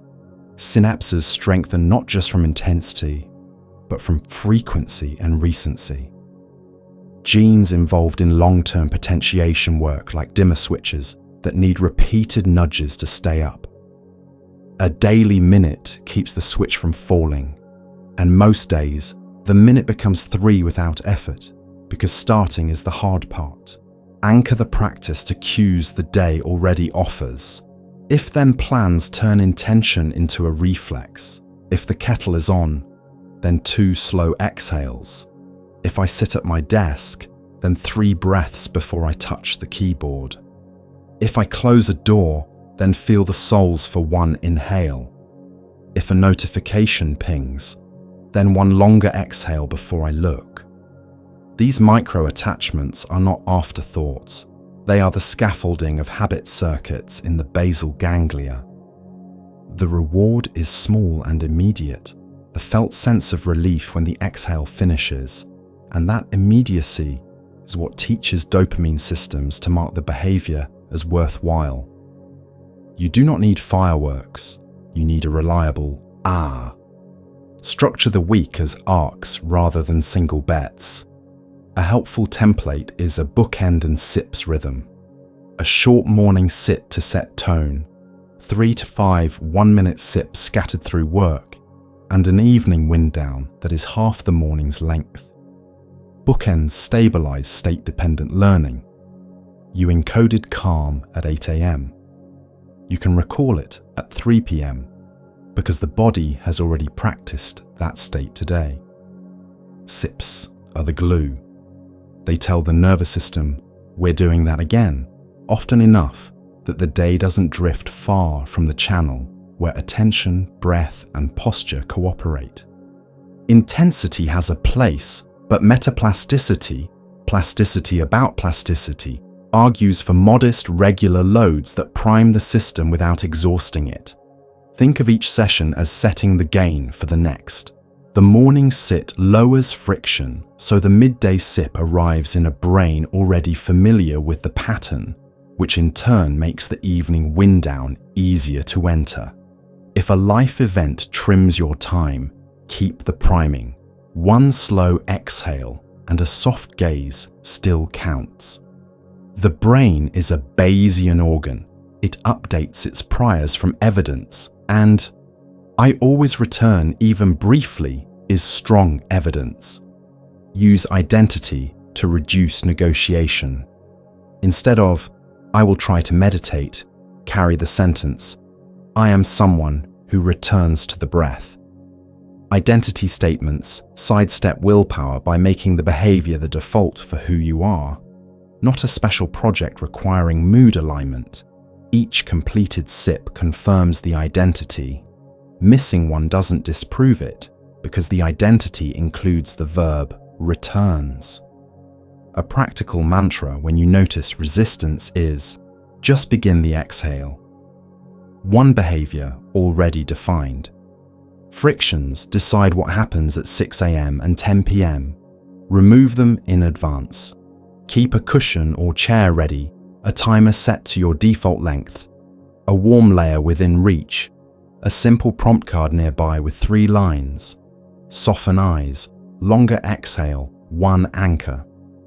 If you practice at a desk, assign a spot. Left hand on the desk's edge means this is a sip. The less you need to choose, the more often you begin. Choice is expensive. Cues are cheap. Vary content without breaking the pattern. Brains love novelty, but habits love sameness. Thread the needle by keeping the frame identical, same posture, same first 3 breaths, and rotating the focal point inside the frame by day. Breath focused on Monday and Thursday, body scanning on Tuesday, open monitoring on Wednesday, compassion phrases on Friday, walking on Saturday, silent rest on Sunday. Rotations prevent boredom and broaden skill without resetting the habit engine. The cue is the same, the room looks familiar, the furniture moves. Interleave meditation with work in short, predictable cycles. The spacing effect, the brain's preference for learning in chunks with gaps in between, applies to attention training too. A cycle as simple as 25 minutes of focused work, 1 minute of breath, then a stretch and back again, beats a single long sit, followed by a whole day of unmodulated stress. During the sip, briefly name what you just did well, followed one idea to the end, and what you'll begin next, right opening paragraph. Then drop into the body for 2 breaths. That 10-second label plus 50-second settling is a handoff between cognitive and autonomic systems that makes the next block cleaner. When motivation dips, shrink rather than stop. A floor practice keeps the streak alive without turning practice into a burden. The floor might be 30 seconds, soften gaze, 3 breaths with longer exhales, name 1 body sensation. On days you can't or won't sit, perform the floor while standing before a door, sitting on a bus, or lying in bed. This trains the key habit belief. Practice is portable. The opposite, waiting for ideal conditions, trains avoidance and implies that calm depends on architecture and candles. It doesn't. Plan for the inevitable wobble with a restart ritual. The first day after a miss, perform the smallest possible sit and end by writing a single sentence. I returned today at time. The second day, add 1 minute. On the third, resume your usual length.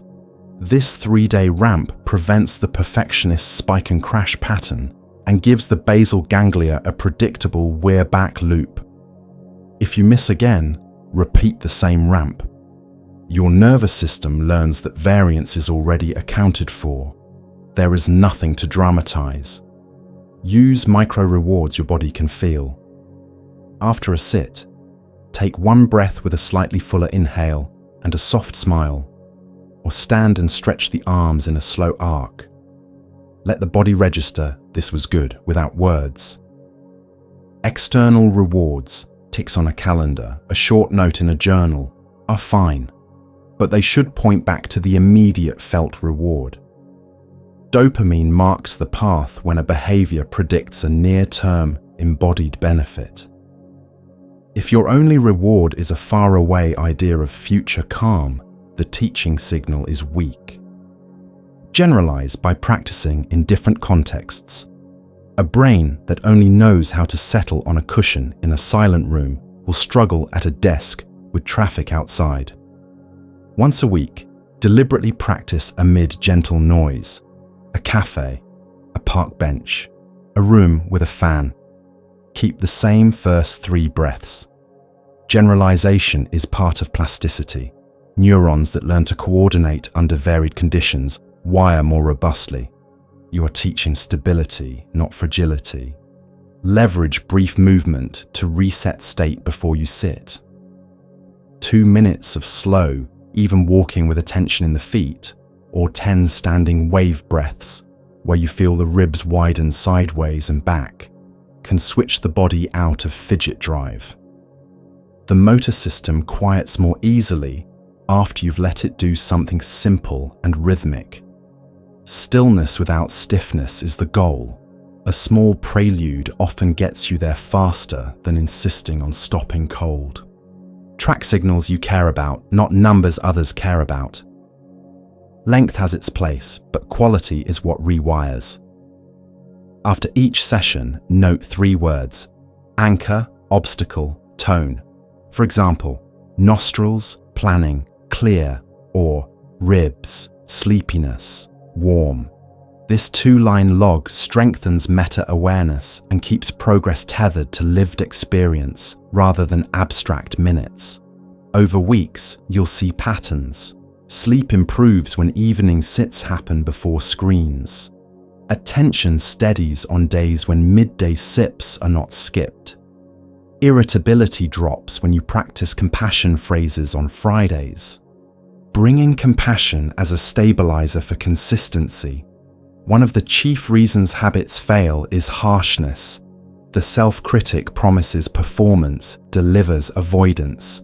Replace it with a simple stance. This counts. 30 seconds counts. A sit with fidgets counts.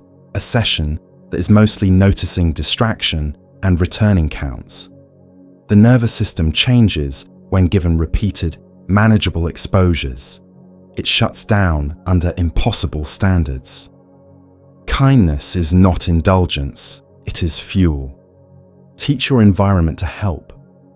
Place gentle prompts where the eye lands. A small dot on the corner of your monitor to remind soften eyes. A card by the kettle that says 2 exhales. A background on your phone that reads 1 breath before unlock. Remove anti-cues at key times. Disable non-essential notifications during your bookends. Keep the cushion visible rather than in a closet. Pre-open the timer app so you don't scroll past 5 tempting icons to find it. The simplest intervention is one you made yesterday. Design a travel pack practice for days away from routine. Choose one posture you can do anywhere, standing. One anchor that needs nothing, nostrils. One phrase you can remember, in, out. And one compassion sentence, may I be steady. Commit to 2 sips morning and night, regardless of time zone. The point is not perfection, it's continuity. Each time you practice under non-standard conditions, you teach the brain that the skill belongs to you, not to a room. Use brief previews to prime difficult moments. Before a meeting, a call, or an email you expect will carry heat. Close your eyes for 1 breath and feel the posture you want to hold. Long neck, soft jaw, wide gaze. Imagine hearing the first sentence, then feel 1 longer exhale and the weight at your sit bones. This is mental rehearsal at the level of interoception, and it sets prediction circuits to expect calm responses. When the moment comes, the pathway is warmer. Plasticity favors well-traveled roads. Interleave small challenges so the system keeps learning. Once a week, extend your usual sit by 20 to 30% to experience a little boredom or restlessness and practice returning kindly. On another day, experiment with a different anchor for 5 minutes. These micro-stressors are like adding a few new routes in a familiar neighborhood. They prevent overfitting and prepare you for days when your default anchor is noisy. Growth comes from edges gently explored, not from cliff jumps. Let sleep help. A brief pre-sleep ritual. Not screens, 3 longer exhales, 60 seconds of feeling the hands.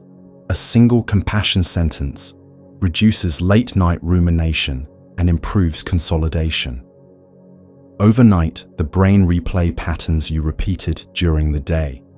If those patterns included steady attention and calm breath, replay strengthens them. Morning practice then picks up a cleaner signal. This loop, day rehearsal, night consolidation, morning recall, does most of the heavy lifting if you show up. Remember, never miss twice as a friendly guardrail. 1 miss is life. 2 in a row can become a story. When you notice you're at one, make the next sit so small it's guaranteed. A single breath can break a slide. Stories are sticky. Behaviors rewrite them. The axiom behind the axiom is simpler. Begin again. You will do this hundreds of times, in a session, in a week, across a year. And each beginning is itself a rep in the muscle that matters most. Finally, trust the math. 5 minutes a day is 30 hours a year. 1 minute sips 5 times daily are another 30 hours.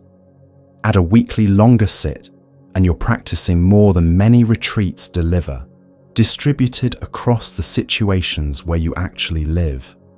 Spaced, gentle inputs encourage durable changes in attention networks, stress reactivity, and interoceptive maps because they teach the very thing you want to rely on later. The ability to settle quickly in ordinary moments. You're not building a single grand cathedral of calm. You're laying small stones along paths you walk every day until one afternoon you realize you know the way by heart. Your feet follow it without fuss, and the nervous system hums along in a register that turns effort into ease. Thank you for drifting through this gentle journey with me. As we come to rest, feel the simple weight of your body wherever you are. Sofa, bed, chair, and notice one breath arriving and leaving on its own. Tonight, we explored how practice reshapes the living instrument inside your skull and along your spine. The calm switch that settles the nervous system. The way stress circuits learn the difference between weather and emergency. The soft, steady focus that holds without gripping. The chatter that loosens its knot. The quiet skill of feeling from the inside. Memory's garden. Emotions with elbow room. Pain seen as information rather than a command. Brainwaves smoothing into friendly swells. And the small daily sips that make plasticity real. None of this needs to be dramatic. Tiny, honest repetitions are the whole trick. You've already done one by being here. Before we part, let's leave your brain a gift it can keep unpacking after the screen goes dark. Soften your gaze so the edges of the room come into view. Let your jaw hang a millimeter looser and rest your tongue on the roof of your mouth. Inhale gently through the nose and make the exhale a shade longer, like fogging a window you can't see. Count a comfortable rhythm if it helps. 4 in, 6 out. Feel where the breath is easiest to notice. Nostrils, ribs, belly, and let that place be your quiet lighthouse. If a thought arrives, let it pass like a boat at night. You can watch the wake without climbing aboard. Do 3 cycles like this. That's it. Your nervous system just practice returning, which is the muscle that carries you through the rest of your day. If something from tonight landed, 1 image, 1 sentence, 1 feeling, name it softly now. Maybe it's longer exhale, or soft eyes, or thoughts are events. Tuck that in your pocket. Tomorrow, test it in the smallest possible way. 1 mindful breath before you open a message. 1 release of your shoulders as the kettle warms. 1 moment of noticing the exact temperature at your upper lip as the inhale begins. These are not homework, they're doorways. If you ever forget, the next exhale is a restart button you carry everywhere. Your support helps this sleepy little corner of the internet keep making calm, science-soaked stories. If you enjoyed our time together, please subscribe, like this video, and tap the notification bell so you'll find your way back the next time we dim the lights and wander through the brain. Share this with a friend who could use a gentler rhythm tonight. And I'd love to hear from you. Tell me in the comments what part resonated most and where in the world you're listening from. Hearing that someone breathed a little easier in Berlin, Manila, Lagos, Toronto, or a quiet town I've never heard of is my favorite kind of data. If you're building a practice, you don't need a perfect routine, you need a repeatable one. Consider a simple rhythm. 1 minute in the morning to set the tone, 1 minute in the middle of your day to remember your body, 1 minute in the evening to tell your brain it's safe to power down. Keep it plain and portable. Stand if you must, sit if you can, lie down if that's kinder. The measure of success is not how still you were, it's whether you began and returned once. That counts, it always counts. A gentle reminder, nothing here replaces medical care or therapy. Think of these tools as companions to whatever professional support you use. If strong emotions or persistent pain are part of your life, your courage in tending them already matters. Use what helped, leave what didn't, and keep the kindness you offered yourself tonight. Kindness is the oxygen of change. Before we fade out, one last tiny practice to carry into sleep. Feel your hands, not their shape. Feel their aliveness, that quiet hum just under the skin. Breathe in, and on the longer out breath, imagine that hum spreading through forearms, upper arms, shoulders, neck, and face. One more cycle down through the chest and belly, hips and legs, all the way to the soles of the feet. Let the whole body belong to that hum for a moment. Nothing to fix, nowhere to go. Just a nervous system learning that rest is safe and available. Thank you for letting me keep you company. When you close your eyes after this video, may your breath remember the longer exhale. May your muscles remember the permission to soften. And may your attention remember how to return without scolding. You did enough for tonight. We'll wander again soon. Until then, sleep gently, breathe kindly, and keep one pocket of your day reserved for quiet. Good night from the Sleepy Brainist.